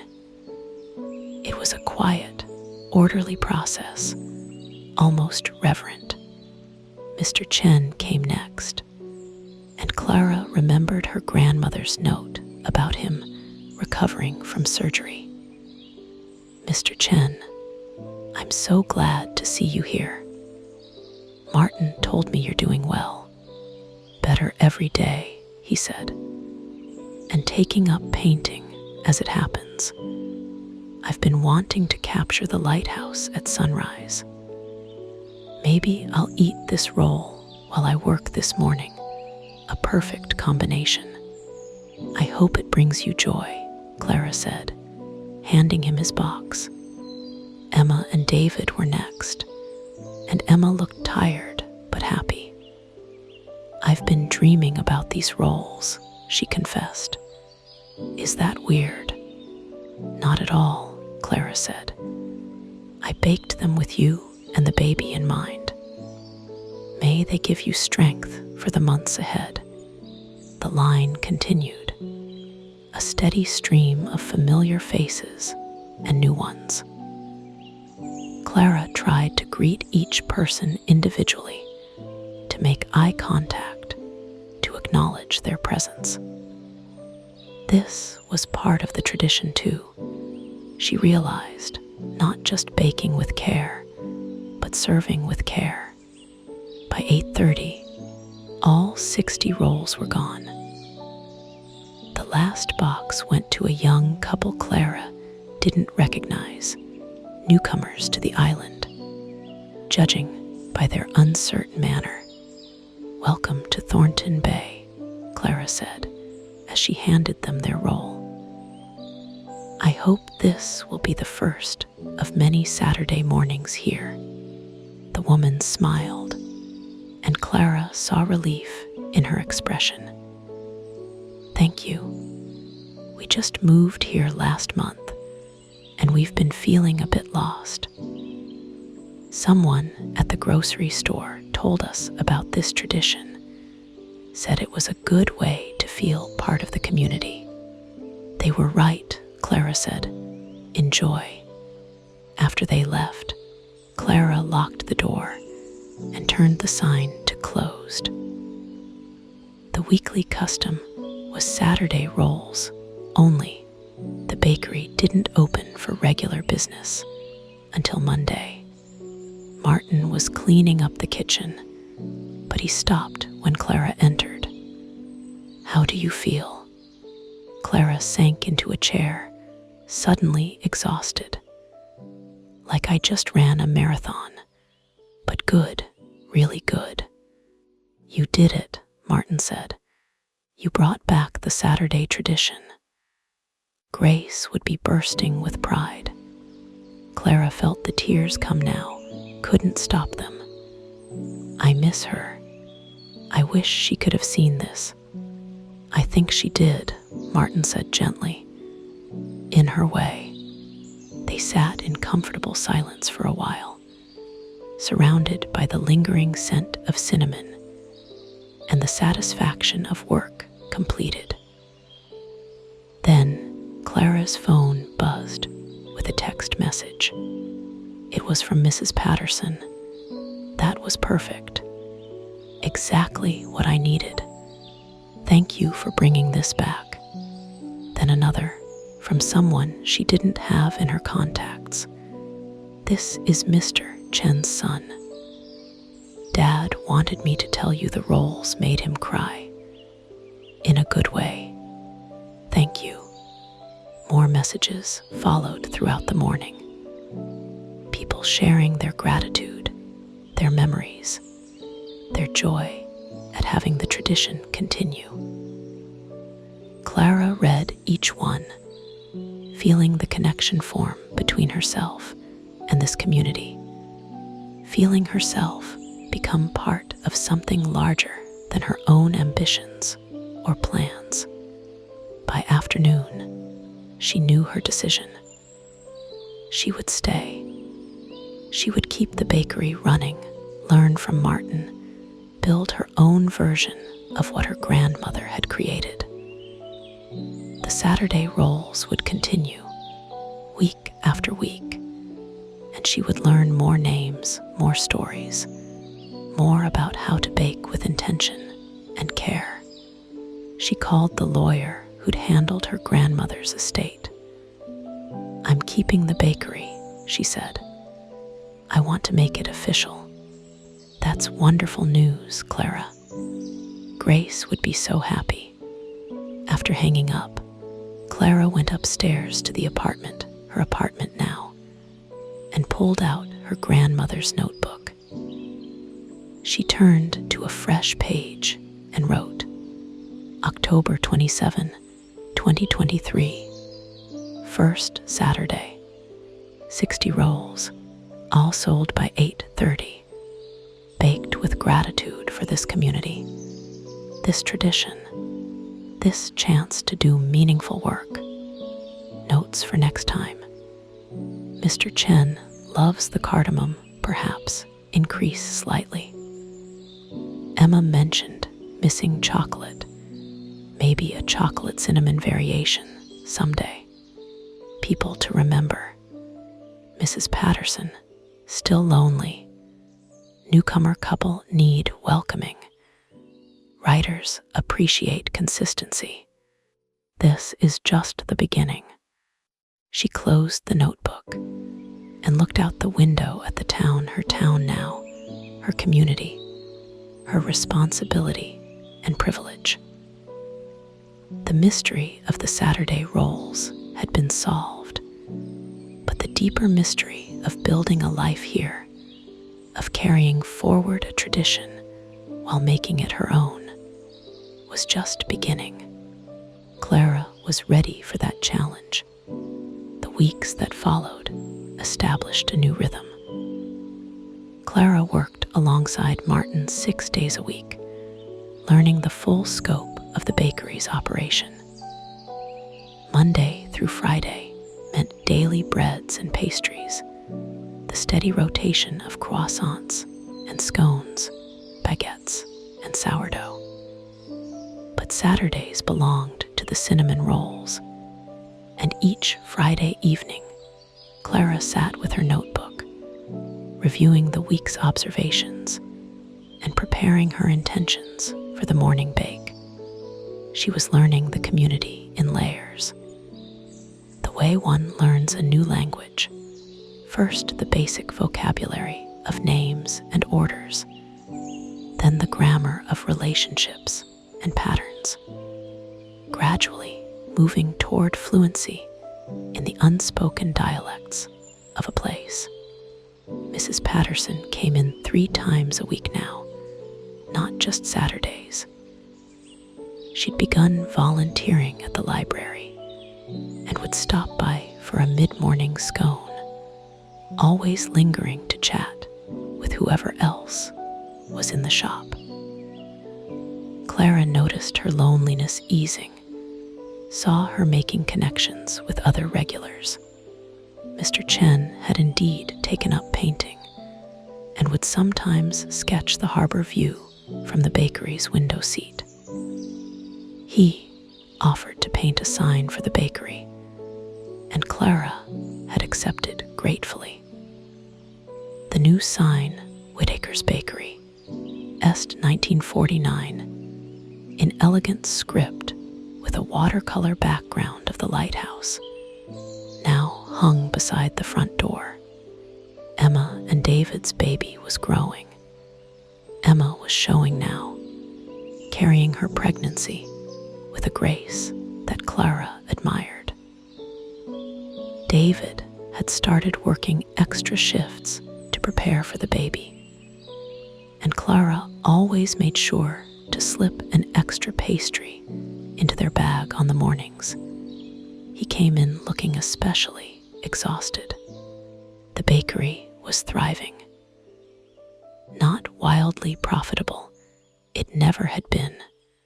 Clara learned from the books, but sustainably successful, serving its purpose of feeding the community while providing a living for her and Martin. But there was still a mystery Clara hadn't fully solved: the extent of the baker's network and what had happened to the other bakeries, the other women who'd shared this tradition. It was mid-November when she decided to dig deeper into that history. Dorothy Morrison had become a regular visitor, stopping by Wednesday afternoons for tea and conversation. Clara looked forward to these visits.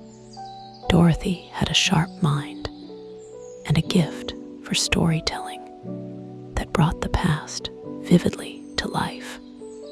One Wednesday, Clara asked the question that had been percolating in her mind. Dorothy, in the letters between Sarah and Margaret, there were references to other bakers.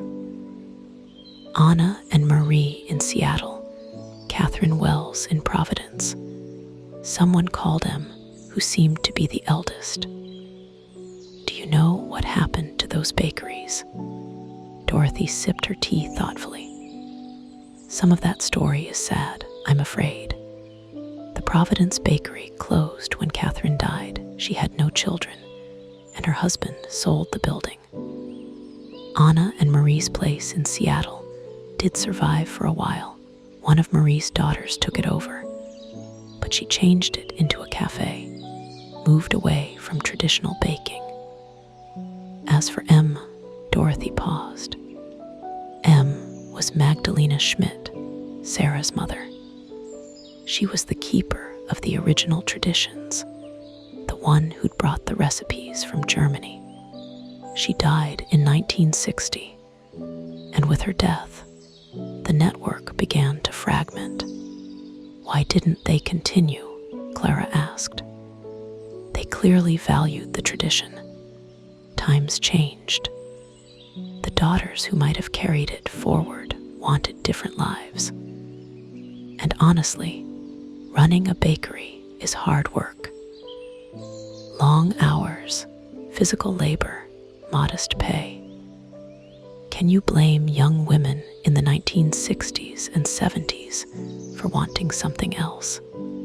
Clara couldn't. She made the same choice herself, initially. But there's something else you should know, Dorothy continued. The network wasn't entirely broken. Sarah kept in touch with one of the Seattle daughters, Anna's youngest, Rebecca. She moved to San Francisco and opened a small cafe in the late 1970s. I have her address somewhere, if you're interested. Clara's pulse quickened. Is she still there? Still running the cafe? I'm not certain, but it wouldn't be hard to find out. That evening, Clara sat at her grandmother's desk and composed a letter. She explained who she was, how she'd inherited the tradition, what she'd learned from the old correspondence.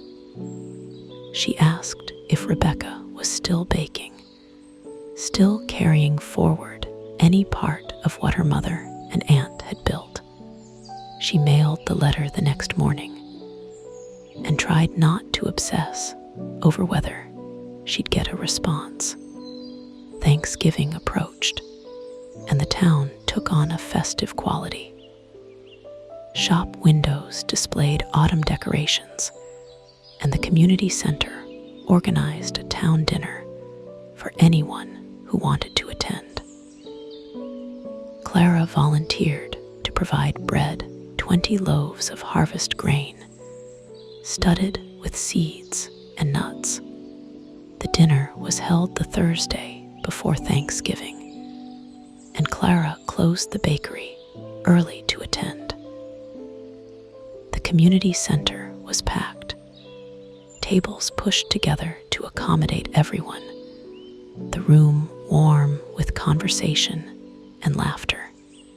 She found herself seated between Mrs. Patterson and Thomas Whitmore, with Martin and Mr. Chen across the table. Emma and David were there too. Emma, now clearly pregnant, glowing despite the fatigue in her eyes. Mayor Anderson, a woman in her 60s, whom Clara had met several times, stood to offer a welcome. I want to thank everyone who made this dinner possible, especially our local businesses that contributed food. And I want to give special thanks to Clara Thornton, who's not only provided this beautiful bread, but who's brought back our beloved Saturday morning tradition. Clara, we're grateful you came home. The room erupted in applause. Clara felt her face flush, but she stood and acknowledged the appreciation with a small wave. After dinner, people mingled, and Clara found herself in conversations with dozens of people whose names she was still learning. A pattern emerged in these conversations. People sharing what the bakery meant to them, memories of grace, stories about Saturday rolls at important moments in their lives.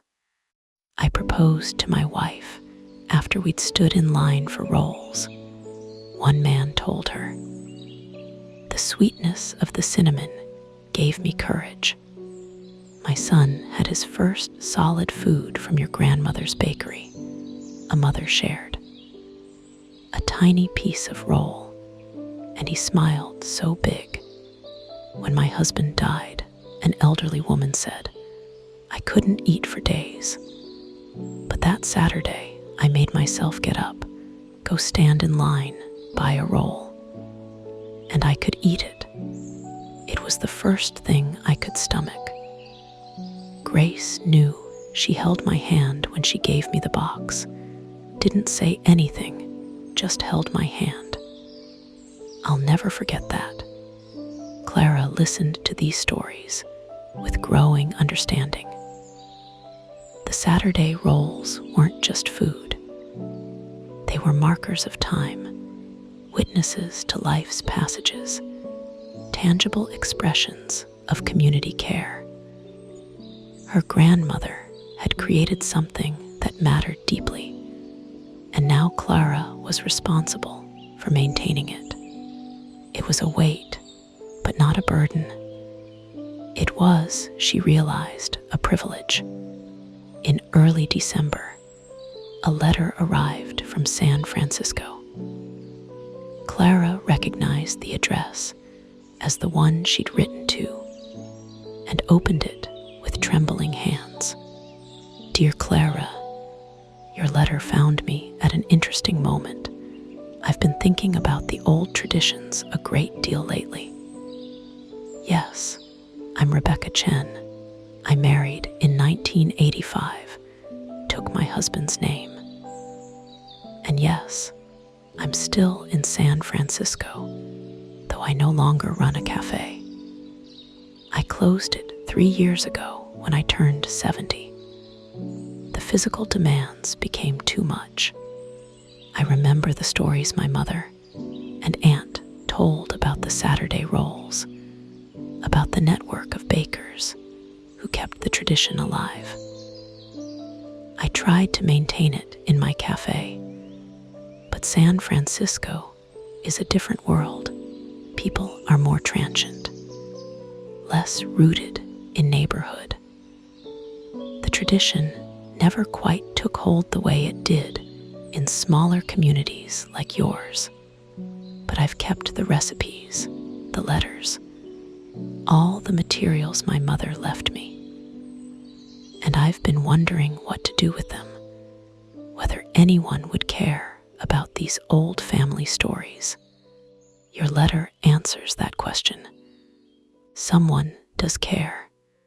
Someone is carrying it forward. I'd like to meet you, if you're willing. I'm planning to visit family in Portland this spring. Perhaps I could continue up to Thornton Bay. I'd love to see the bakery where this tradition has continued, to meet the granddaughter who's taken up the work. Until then, I'm enclosing copies of some materials you might find interesting. My mother's adaptation of the spice blend, some notes on seasonal variations, and a photograph of all the bakers together, taken in 1957 when they met in Boston for Sarah's 60th birthday. With admiration and hope, Rebecca Chen. Clara carefully unfolded the photograph Rebecca had included. It showed 6 women standing in front of a bakery, all of them wearing aprons and smiles. She recognized Margaret Whittaker immediately, young then, maybe in her early 40s. Next to her was Alina Thornton, tall and elegant. The other 4 must be Sarah Morrison, Catherine Wells, Anna, and Marie from Seattle. They looked happy, confident, proud of what they'd built. Clara felt a rush of connection across the years, a sense of belonging to something larger than herself. She wrote back to Rebecca that same afternoon, inviting her to visit whenever was convenient, expressing her gratitude for the continued connection. The network wasn't dead after all. It was just sleeping, waiting for someone to recognize its value and breathe new life into it. Christmas arrived, bringing a special bustle to the bakery. Clara introduced holiday variations, Stahlen, spiced ginger cookies, a cranberry orange bread that became an instant favorite. But she kept the Saturday rolls consistent, traditional. Some things shouldn't change, she decided. The Saturday before Christmas was especially busy. The lines stretched down the block despite the cold, people waiting patiently for their weekly ritual. Clara had worried about keeping up with demand, but Martin had insisted the limit remain 60. That's the tradition, he said. Scarcity is part of what makes them special. He was right, Clara knew. If she made 100 rolls or 200, they'd become just another commercial product. The limitation enforced the care, the attention, the intention that made them meaningful.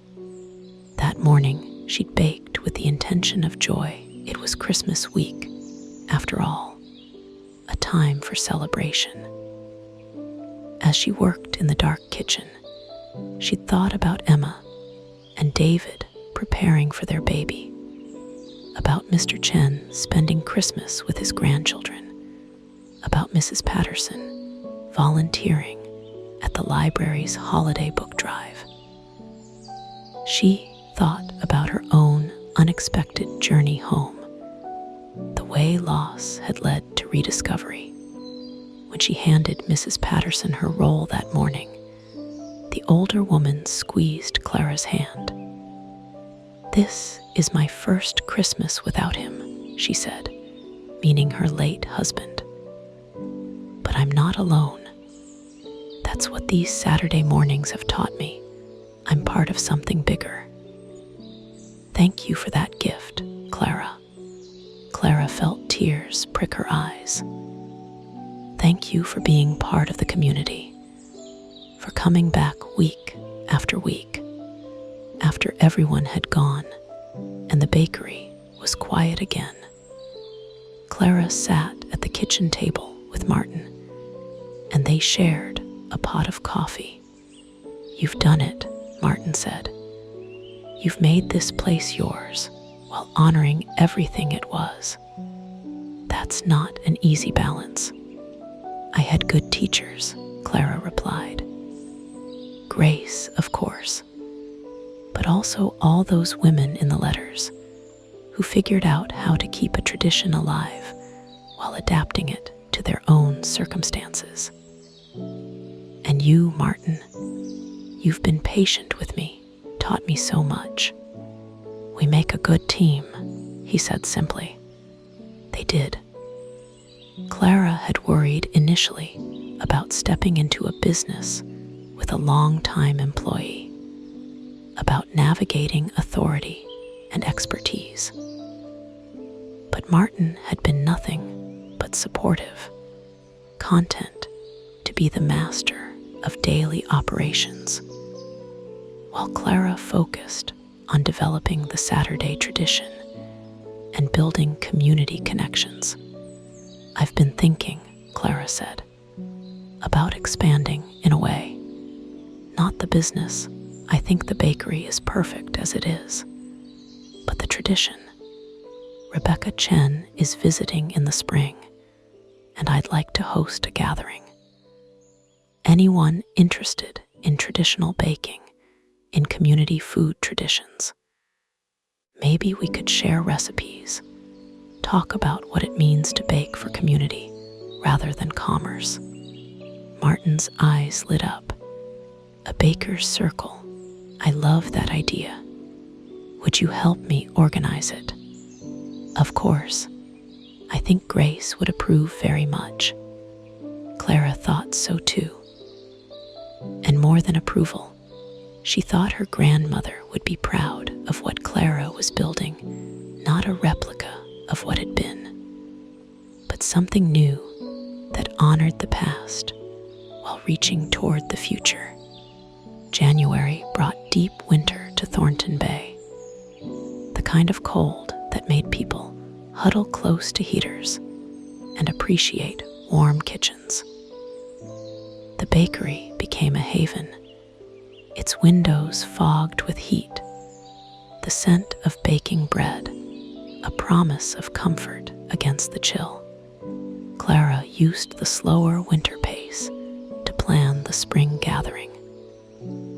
She reached out to Rebecca Chen to coordinate dates, and to Dorothy Morrison for help spreading the word. She contacted the island's community center about hosting space and began drafting an invitation that captured what she hoped to create. "It's not exactly a workshop," she explained to Martin as they worked on the wording together. "And not quite a conference. More like a conversation among people who care about traditional baking and its role in community." "A symposium," Martin suggested. "Too formal. A gathering feels right. The Bakers' Circle gathering." They settled on a date in late April, when Rebecca would be visiting, and when the spring weather would make the island more accessible. Clara created an invitation that she planned to share through the Historical Society and the bakery. "You're invited to the Bakers' Circle gathering, April 2023, Thornton Bay. A celebration of traditional baking and community food traditions. Join us for 2 days of sharing recipes, stories, and techniques that honor the past while looking toward the future." Whether you're a professional baker, an enthusiastic home cook, or simply someone who appreciates the role of food in building community, you're welcome. Activities will include demonstrations of traditional techniques, recipe exchanges and tastings, discussions on maintaining food traditions in the modern world, a Saturday morning masterclass on the art of intentional baking. Space is limited to ensure intimate conversation. Please RSVP by March 15.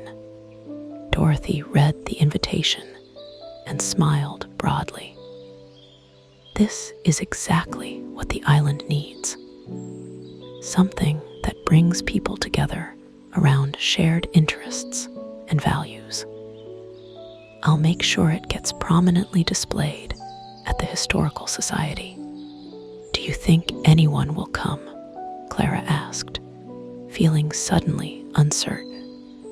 "Oh, my dear, I think you'll be turning people away." Dorothy was right. Within 2 weeks of posting the invitation, Clara had 20 RSVPs from people on the island and from the mainland. By the RSVP deadline, she had 35 people committed, and she had to reluctantly close registration. The respondents were diverse: professional bakers from Portland and Boston, food historians, a culinary anthropologist, several enthusiastic home bakers, and a documentary filmmaker interested in food traditions. Rebecca Chen confirmed her attendance and offered to present on the evolution of immigrant baking traditions in American cities. Clara was overwhelmed by the response, but also energized.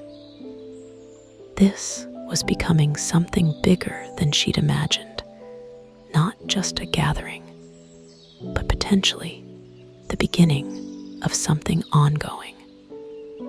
A way to connect people who cared about the same things she'd come to value. While planning the gathering, Clara continued her Saturday morning ritual. Each week brought new observations, new understanding of her community. In January, she noticed that Mr. Chen had stopped coming himself. His son always picked up the role. She asked after him and learned he'd had a minor setback. Nothing serious, but enough to keep him home. The next Saturday, Clara boxed 2 rolls and asked Martin to deliver one to Mr. Chen's house along with a note. "Thinking of you. Hope you're on the mend." The following week, Mr. Chen appeared in person, looking thinner but smiling. "Your note meant more than you know," he told Clara. "It's easy to feel forgotten when you're stuck at home. But you remembered me." "Of course I remembered you," Clara said. "You're part of our Saturday family." That phrase, Saturday family, stuck with her. It captured something true about what had developed. The regular Saturday customers had become a kind of chosen family, connected by this shared ritual, looking out for each other in small ways. In February, Emma and David's baby arrived, a boy they named Christopher. Emma sent Clara a photo from the hospital, the baby tiny and red-faced and perfect. Clara baked a special batch of raspberry cream scones and brought them to the hospital, along with a note of congratulations. When Emma returned to the Saturday morning line 3 weeks later, baby strapped to her chest in a carrier, the other regulars greeted her like a returning hero. Mrs. Patterson insisted on holding the baby so Emma could eat her cinnamon roll with both hands. Mr. Chen sketched a quick portrait of Christopher. The writers in the corner cafe table started a pool guessing what Christopher's first word would be. The consensus was cinnamon. Clara watched these interactions and felt a deep satisfaction. This was what the tradition was meant to create, not just good food, but connections, community, the sense that people mattered to each other. In March, as the days lengthened and the first crocuses pushed through the still cold ground, Clara received a phone call from an unexpected source. "Is this Clara Thornton of Whitaker's Bakery?" The voice was female, professional, with a slight southern accent. "Yes, this is Clara. My name is Dr. Patricia Osai. I'm a food anthropologist at Columbia University, and I'm calling about your baker's circle gathering. I saw the invitation through a colleague, and I'm very interested in attending, but I see registration is closed. I wondered if there might be space for one more participant." Clara was starstruck. Dr. Osai was famous in food circles for her work on culinary traditions and community food practices. Clara had read 2 of her books during culinary school. "Dr. Osai, I'd be honored to have you attend. Of course there's space. Please call me Patricia. I should be honest about my interest. I'm working on a new book about ritual and food, particularly traditions maintained by women in domestic and small commercial settings. Your gathering sounds directly relevant to my research. Would you be comfortable with me taking notes, possibly conducting some informal interviews?" Clara's mind raced. This could be an incredible opportunity, having a respected scholar document what they were doing. potentially sharing it with a wider audience. I'd need to check with the other participants, Clara said. Make sure everyone's comfortable. But personally, I think it's a wonderful idea. These traditions deserve to be documented, studied, understood. I completely agree. And Clara, I read about your Saturday morning cinnamon rolls in a Portland food blog. Someone visited the island and wrote about the experience. I was fascinated by the description of baking with intention, of food as community care. That's exactly the kind of practice I want to explore in my book. They talked for another 30 minutes, Clara sharing the history she'd uncovered, the letters and recipes, the network of bakers. Patricia was enthralled, asking perceptive questions and making connections Clara hadn't considered. When they finally hung up, Clara sat for a moment in stunned silence. Then she ran downstairs to tell Martin. "This is getting big," Martin observed. "Are you ready for that?" Clara thought about it. "I think so. Because it's not about me, really. It's about the tradition, the community, the practices that deserve to be preserved and celebrated. If Patricia's book can help more people understand that, then yes, I'm ready." The weeks leading up to the gathering were busy with preparation. Clara coordinated with the community center on logistics, tables, chairs, kitchen access for demonstrations. She worked with several local restaurants to cater lunches.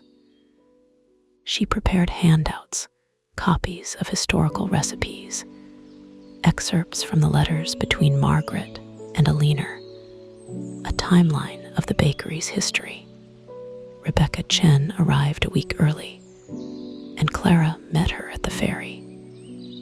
She was a small woman, barely 5 feet tall, with silver hair pulled into a neat bun, and eyes that sparkled with intelligence and humor.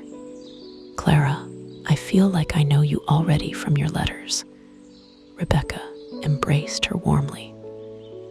"And this island, it's beautiful. I can see why the tradition thrived here." Clara took Rebecca on a tour, the bakery first, then the historical society, the lighthouse, the harbor. They talked constantly, Rebecca sharing stories of her mother and aunt, Clara describing what she'd learned over the past 6 months. "You've done something remarkable," Rebecca said as they sat in the bakery that evening, sharing tea. "You've taken a tradition that was dying and made it live again. That's not easy. I had a lot of help. The letters, the recipes, the community that was ready to welcome this back. But you had to choose it," Rebecca pointed out. "You could have sold the bakery, gone back to New York, pursued those Michelin stars. Instead, you stayed here and committed to something that most people would consider quaint or outdated.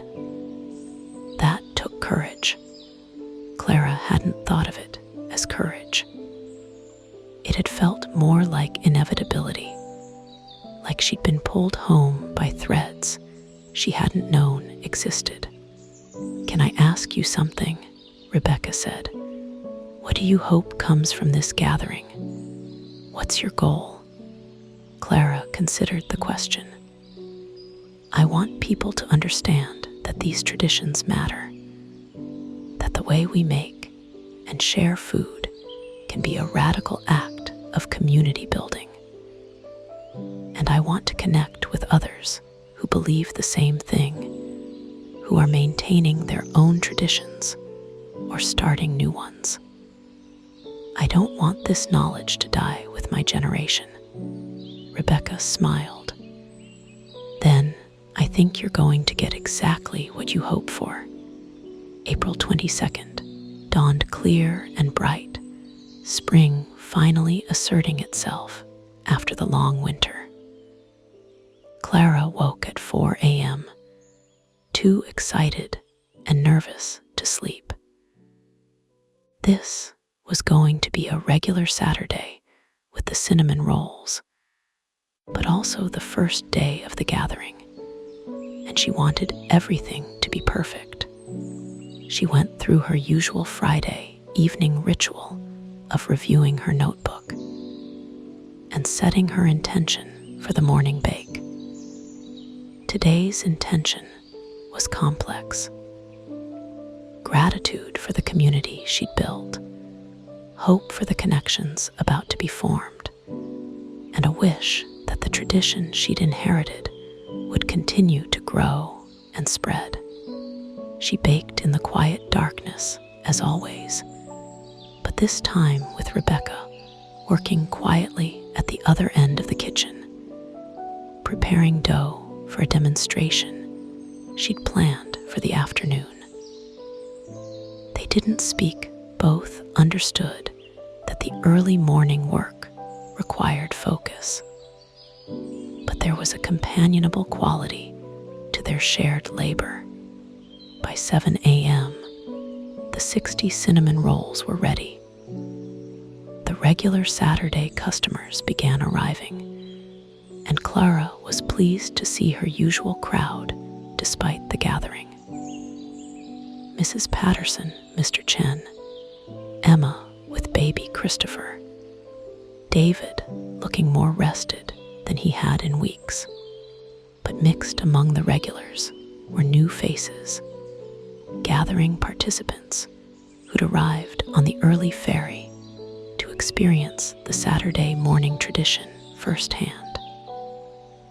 Clara watched them take in the scene, the line forming outside before the doors opened, the quiet anticipation, the care with which each roll was boxed and handed over.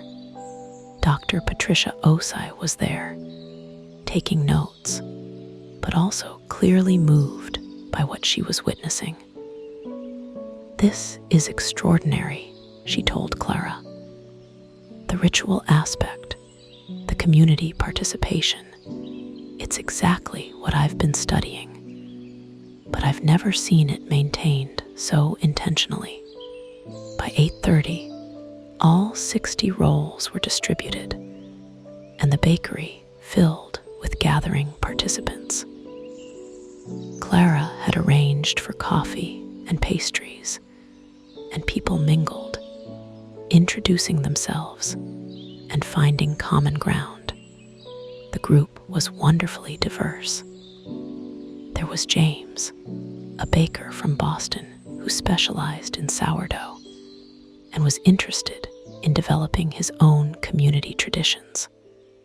Maria, a food historian who'd written about immigrant bakeries in the Northeast. Samuel, an older gentleman who'd learned to bake from his grandmother and was now teaching classes in his retirement. Yuki, a Japanese-American baker exploring how to adapt her grandmother's mochi recipes to a commercial bakery setting. At 10 o'clock, Clara called the group to order and welcomed them officially. "Thank you all for coming. I'm a little overwhelmed by the response to this gathering. When I sent out the invitation, I wasn't sure anyone would care about old baking traditions and community food practices. But you're here, which means you do care, and that gives me hope." She shared her story, returning to the island, discovering the letters and recipes, learning about the network of bakers who'd maintained this tradition. She talked about the Saturday morning ritual, and what it had come to mean to the community. But this weekend isn't just about my story, Clara continued. It's about all of our stories, the traditions we've inherited or created, and how we can support each other in keeping these practices alive. So, I'd like to open the floor. Who wants to share what brought them here? Hands went up around the room, and for the next 2 hours, people shared their stories. Samuel talked about his grandmother's challah, how she'd baked it every Friday for Shabbat, and how he was now teaching that tradition to his grandchildren through community classes. Maria described her research into Italian bakeries in New York's Little Italy, how many had closed, but a few persisted, and how they served as community centers for older immigrants who felt displaced in a rapidly changing city. Yuki explained her struggle to honor her grandmother's recipes while making them work in a commercial context. The traditional mochi making process is so labor-intensive, and my grandmother always said the love went in through your hands. How do you maintain that when you're trying to scale up? Clara felt her heart swell.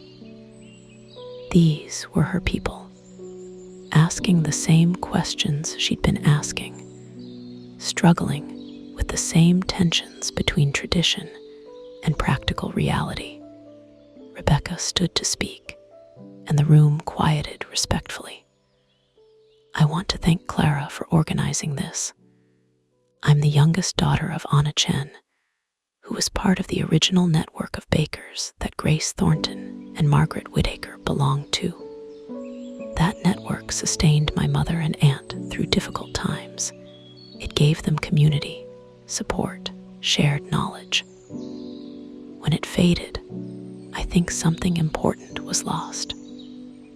What Clara is doing here, bringing us together, could be the start of a new network. We have tools our mothers and grandmothers didn't have: the internet, social media, video calls.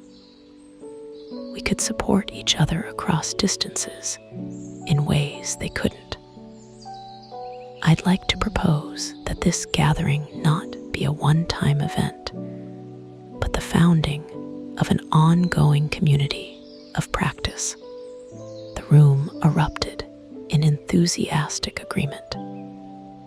People were nodding, talking excitedly to their neighbors, pulling out phones to exchange contact information. Patricia Osai stood. If I may, I'd like to offer some academic framing for what you're all describing.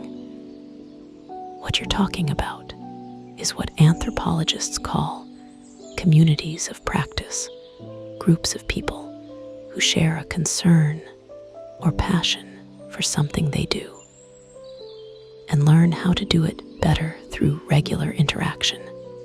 But more than that, you're talking about maintaining what I call embodied knowledge traditions, practices that are learned through doing, through physical repetition, through relationships rather than through books or formal education. These traditions are incredibly valuable, but also incredibly fragile. They depend on continuity, on someone caring enough to learn and pass on the knowledge. What Clara has done, what all of you are doing, is actively choosing to be that link in the chain. That's profound. The morning session ended with lunch chowder and bread from a local restaurant, eaten family style at long tables. Clara moved among the participants, listening to conversations, watching connections form. Martin was in his element, talking technique with James and discussing sourdough starters with a level of detail that that made Clara smile. Mr. Chen had come for the day and was showing his sketches to anyone interested. Mrs. Patterson was deep in conversation with Samuel about teaching traditions to younger generations. This was what Clara had hoped for, not just information exchange, but genuine community building. The afternoon brought hands-on workshops. Rebecca demonstrated her mother's technique for laminated dough, explaining how Anna had adapted French croissant methods to make a pastry that could hold Chinese sweet fillings. Martin led a session on maintaining and troubleshooting sourdough starters, sharing tips from decades of daily bread baking. Clara taught her Saturday morning cinnamon roll technique, walking participants through not just the physical steps, but the intentional practice, choosing who to bake for, holding them in mind throughout the process. This might feel strange or woo-woo to some of you, Clara said, as she demonstrated rolling the dough. But I encourage you to try it. Think of specific people who will eat what you're making. Wish them well. Put that care into your hands. See if it makes a difference in how you feel about the work and how people respond to what you create. Yuki raised her hand. My grandmother used to do something similar. She called IT Chinese letter, Japanese letter, Japanese letter, komru, putting something into the food. She said you could put your spirit, your wishes, your love into what you made. I always thought it was just a nice metaphor, but maybe she meant it literally. I think they all meant it literally, Patricia said. There's fascinating research on the impact of emotional state on food preparation. The cook's mood and intention can affect everything from the physical handling of ingredients to the subtle chemical processes that occur during cooking.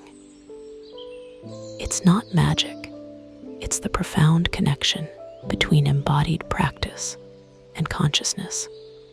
The afternoon session ended with participants working in small groups to shape and fill rolls, practicing the technique while engaging with the intentional practice.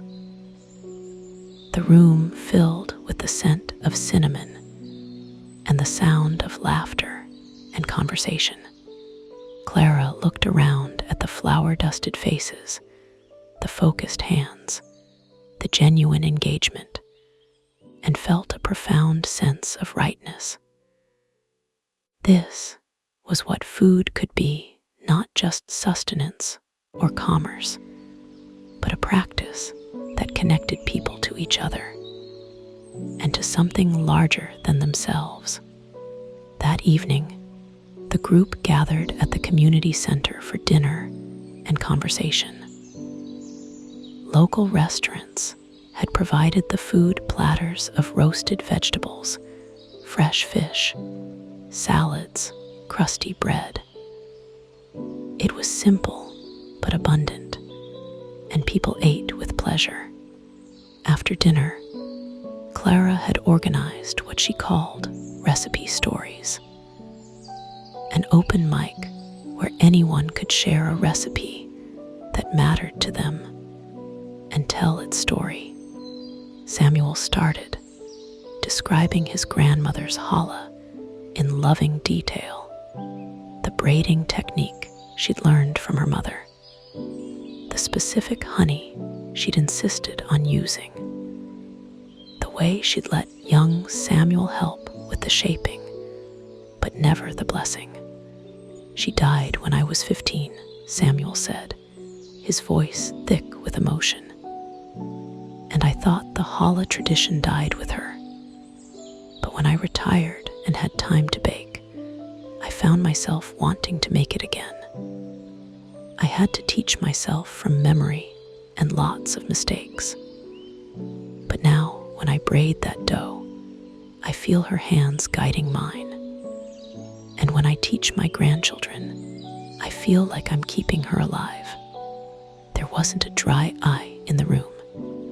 Maria shared a story about tracking down a 90-year-old baker in Brooklyn who still made bread in a wood-fired oven, using techniques his family had brought from Sicily in 1910.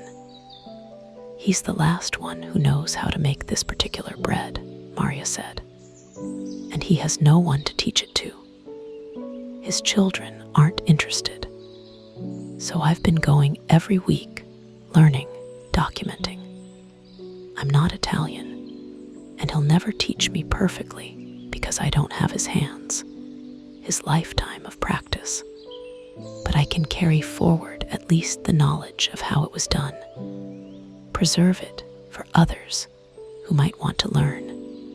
Rebecca shared her mother's story of immigrating from China to Seattle in 1945, of learning to adapt traditional recipes to American ingredients and tastes.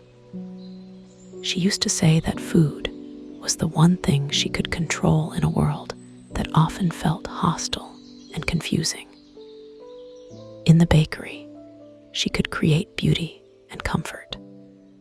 She could feed people and know they were satisfied. It gave her power and purpose when so much else was taken from her as an immigrant woman. One by one, people shared their stories, and a picture emerged of food traditions as carriers of memory, identity, resilience. These weren't just recipes. They were vessels for love, grief, hope, survival. When the final story had been shared, Clara stood to close the evening. Thank you all for these beautiful offerings. What strikes me, listening to your stories, is how much these traditions mean to the people who maintain them, but also how fragile they are. Each one depends on someone caring enough to learn, to practice, to teach. I'd like to propose that we make this explicit, that we commit to being those people, the link in the chain, the carriers of tradition into the future, and that we support each other in that work. Hear, hear, someone called, and others echoed the sentiment. Patricia stood. If I may, I'd like to make a practical suggestion.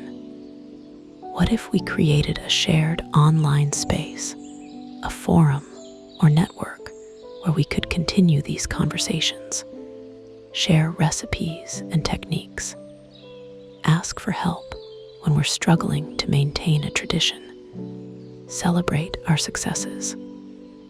Clara has started something important here, but it doesn't have to end when we all go home. The proposal was met with immediate enthusiasm. People started brainstorming what platform to use, how to structure it, who would moderate. Within 30 minutes, they had the outline of a plan, an online community called the Baker's Circle, open to anyone committed to maintaining or creating food traditions that serve community. Clara felt overwhelmed by the energy in the room, the sense of possibility. She hoped to create connections she hadn't imagined sparking a movement. As people drifted out into the spring evening, Martin pulled Clara aside. "You did good, kid. Really good. Grace would be so proud." Clara hugged him, feeling grateful beyond words. We did good. This was all of us. Sunday morning dawned cloudy and cool, with a breeze off the ocean that smelled of salt and rain. Clara woke early despite the late night. her mind already turning over the day's plan. The morning session was focused on business sustainability, how to maintain traditional practices within the economic realities of modern baking. James from Boston led this discussion, as he'd successfully built a bakery that was both traditional in its methods and profitable in its operations. The key, James explained, is understanding what people are actually paying for. They're not just buying bread, they're buying the story, the tradition, the care that goes into it. If you communicate that value clearly, people will support you. But you have to be authentic. You can't fake tradition or care. People can taste the difference. Maria added an academic perspective, discussing the economics of artisanal food production and the role of local food movements in supporting traditional practices. There's a growing market for food that's made with attention and intention, she said. But it requires educating consumers, helping them understand why something costs more when it's made the traditional way. The conversation was practical and valuable, addressing the real challenges people faced in maintaining traditions while paying rent and supporting themselves. Mid-morning, the clouds opened and rain began to fall, steady and soaking. Clara had worried about weather affecting the gathering, but the rain actually created a cozy atmosphere. The community center became a warm haven, and people settled in for deeper conversation. The afternoon session was the one Clara had been most nervous about, the master class on intentional baking. She'd never taught this concept to a large group before, and she worried it would seem too abstract or esoteric. But she'd prepared carefully, creating a structured approach based on Sarah Morrison's journals and her own 6 months of practice. Let's start with observation, Clara began. Intentional baking requires knowing who you're baking for. That means paying attention to your community, learning names, noticing patterns, listening to stories. For those of you who work in public-facing bakeries, this means engaging with customers beyond just transactions. For home bakers, it might mean really seeing the people you share food with, your family, friends, neighbors. She had participants pair up and interview each other, learning something meaningful about their partner's life.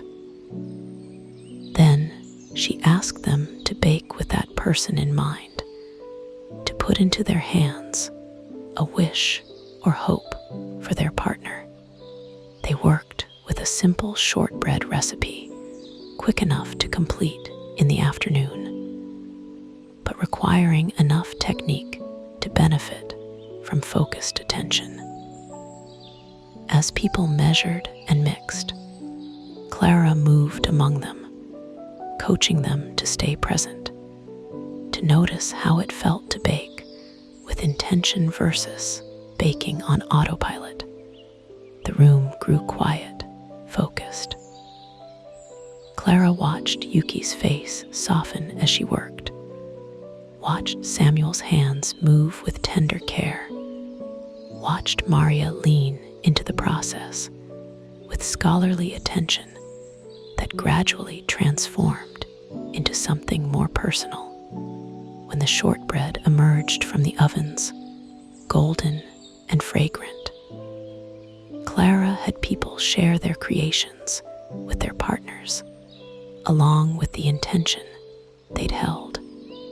Yuki presented her shortbread to James, saying, "I baked this hoping you find peace in your work, that the stress of running a business doesn't overshadow the joy of creating."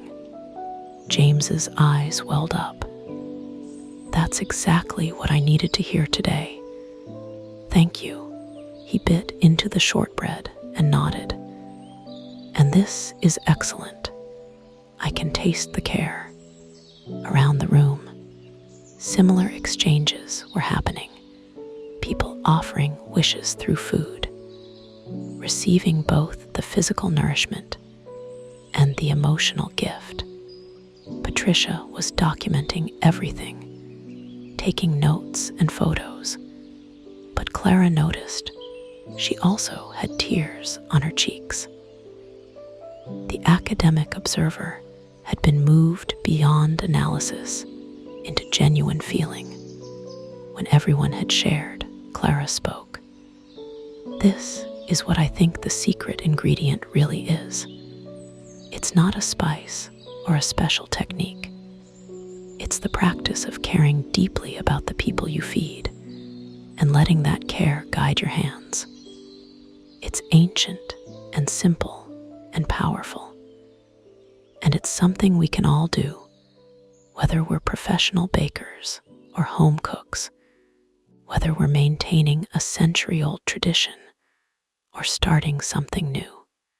Rebecca stood and added, "My mother used to say that women have been doing this for millennia, feeding their families and communities with this kind of intentional care. It's part of what made the work meaningful, even when it was also exhausting and undervalued. The tragedy is that we've lost the language for talking about it, lost the cultural recognition of its importance. What Clara is doing, and what all of you are doing by being here, is reclaiming that practice and that language." The room was silent for a moment. Then someone started clapping, and it spread until everyone was applauding. And Clara wasn't sure if they were applauding her or each other, or the traditions themselves. The gathering concluded with a closing circle. Clara asked each person to share one thing they were taking home from the weekend. "I'm taking home the courage to start my own Saturday morning tradition," James said. "Maybe not cinnamon rolls, but something that can become a ritual for my community." "I'm taking home validation," Maria said. "I study these traditions academically, but being here reminded me why they matter on a human level. I'm going to bring that feeling back to my research." "I'm taking home hope," Samuel said. "I'd been feeling like I was alone in caring about these old ways.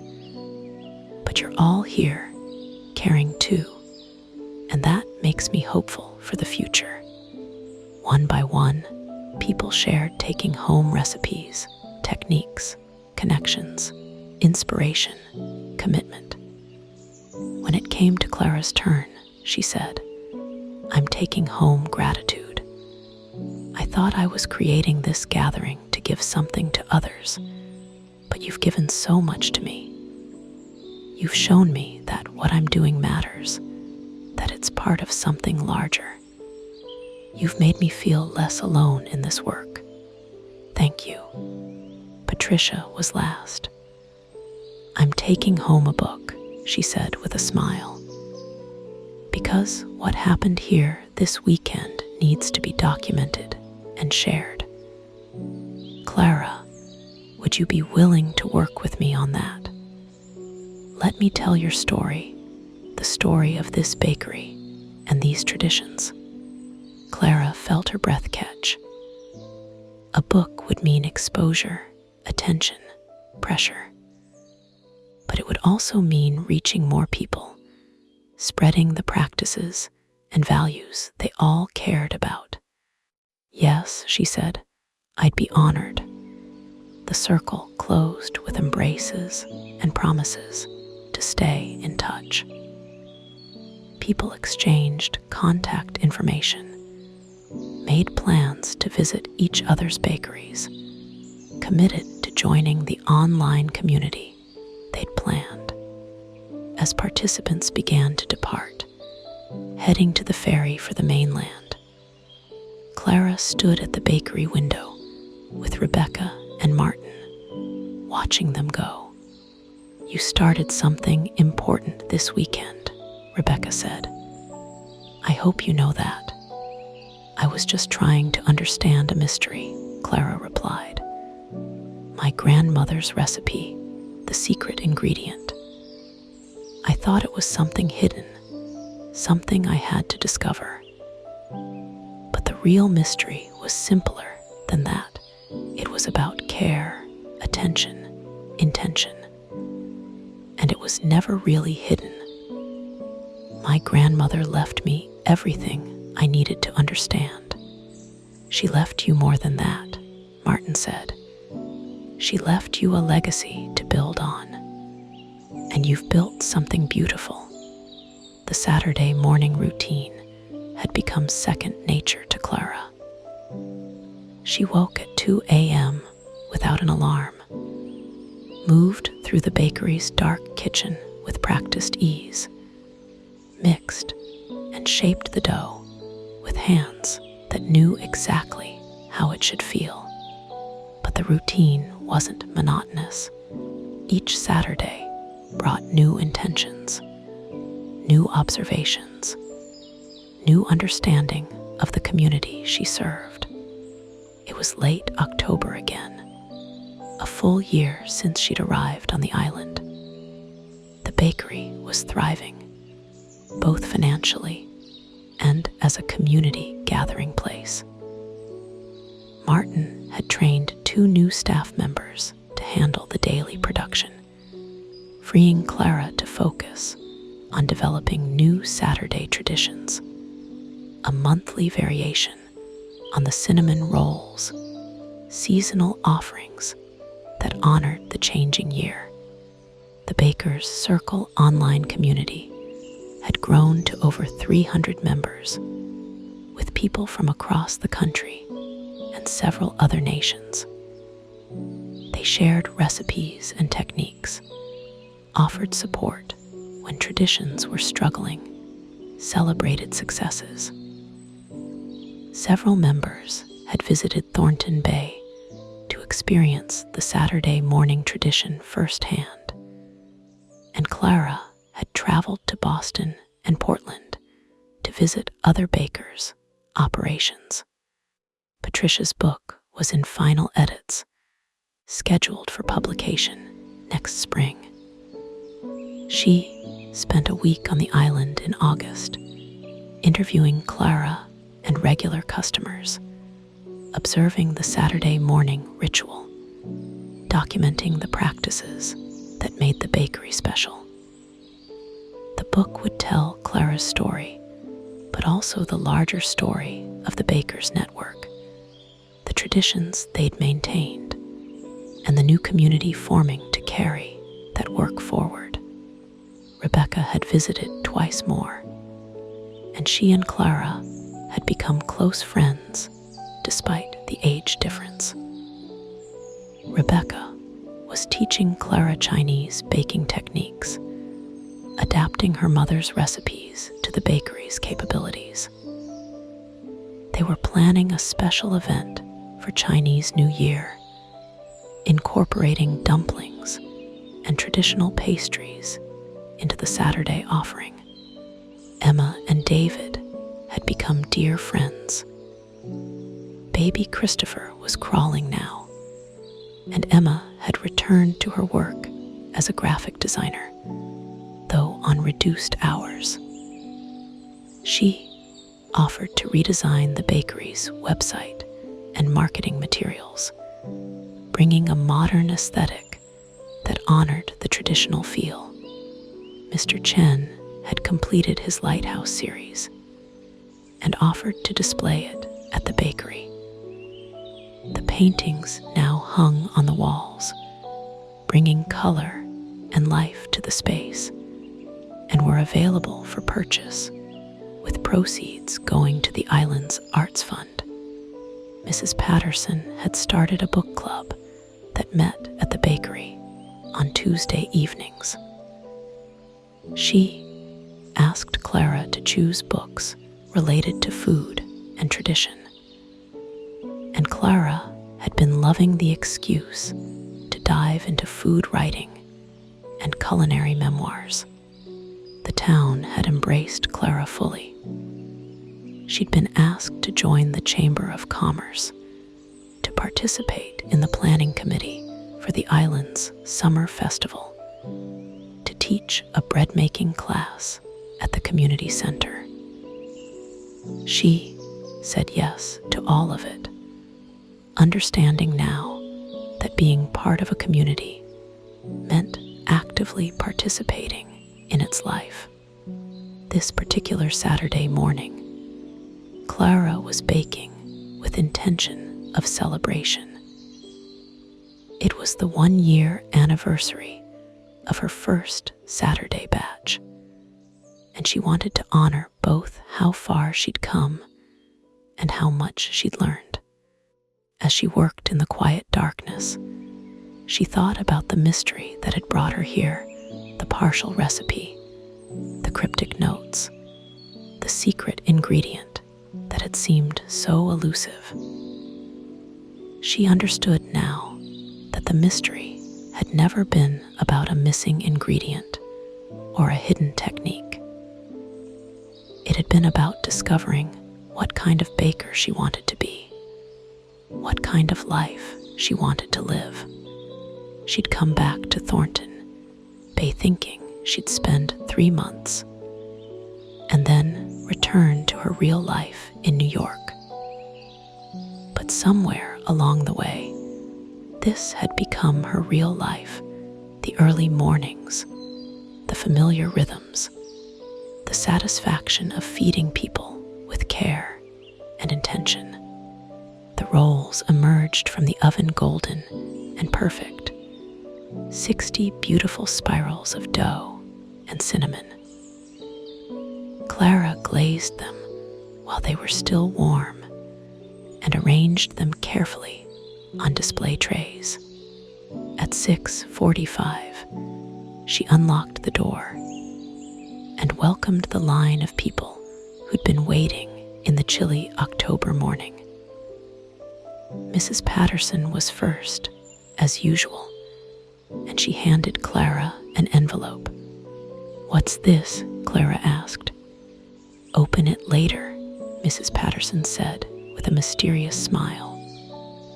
After everyone's gone, the morning proceeded as usual, familiar faces, brief conversations, the quiet ritual of handing over boxes with wishes embedded in their contents. By 8:30, all 60 rolls were distributed, and the bakery was quiet again. Clara opened Mrs. Patterson's envelope and found a card signed by dozens of people, Saturday regulars and other customers, thanking her for the past year, for bringing back the tradition, for creating a space that felt like home. There was also a photograph, taken apparently during that very morning without Clara noticing. It showed her handing a roll to a customer, and the expression on her face was one of pure joy and connection. Clara studied the photograph and understood that this was what her grandmother had seen in her all along, not just talent for baking, but capacity for caring, for building community, for finding meaning in the work of feeding people. She pulled out her grandmother's notebook and turned to a fresh page. She dated it October 26, 2024, and wrote, "1 year of Saturdays, 60 rolls every week, each one made with intention and care. I understand now what Grace was trying to teach me, what all those women in the letters understood. The secret ingredient isn't secret at all. It's love, specific, intentional, acted out through the work of our hands. It's attention to people, to community, to the ways food can carry meaning beyond mere nutrition. The mystery is solved, but the work continues. Each Saturday is a new opportunity to practice this kind of caring, to contribute to the community, to honor the tradition while making it my own. I'm home, finally, truly home. She closed the notebook and looked around the kitchen, the worn marble table, the ancient ovens, the copper bowls and wooden spoons. These were her tools now. This was her life, and she was grateful beyond measure for the mystery that had brought her here, for the grandmother who trusted her to find her way, for the tradition that connected her to generations of women who'd understood that baking could be both ordinary work and sacred practice. Clara tied on a fresh apron and began preparing for the week ahead. There was dough to mix, bread to bake, a community to feed. The work was simple and profound, ancient and ever new. It was exactly what she was meant to do. The end. Author's note. Thank you for joining Clara on her journey of discovery. The secret ingredient was never truly secret. It was always love, attention, and care, made tangible through the work of hands and heart. May you find your own version of this practice, whatever form it takes in your life. Sleep well, dear listener. Dream of cinnamon and community, of traditions honored and futures built with care.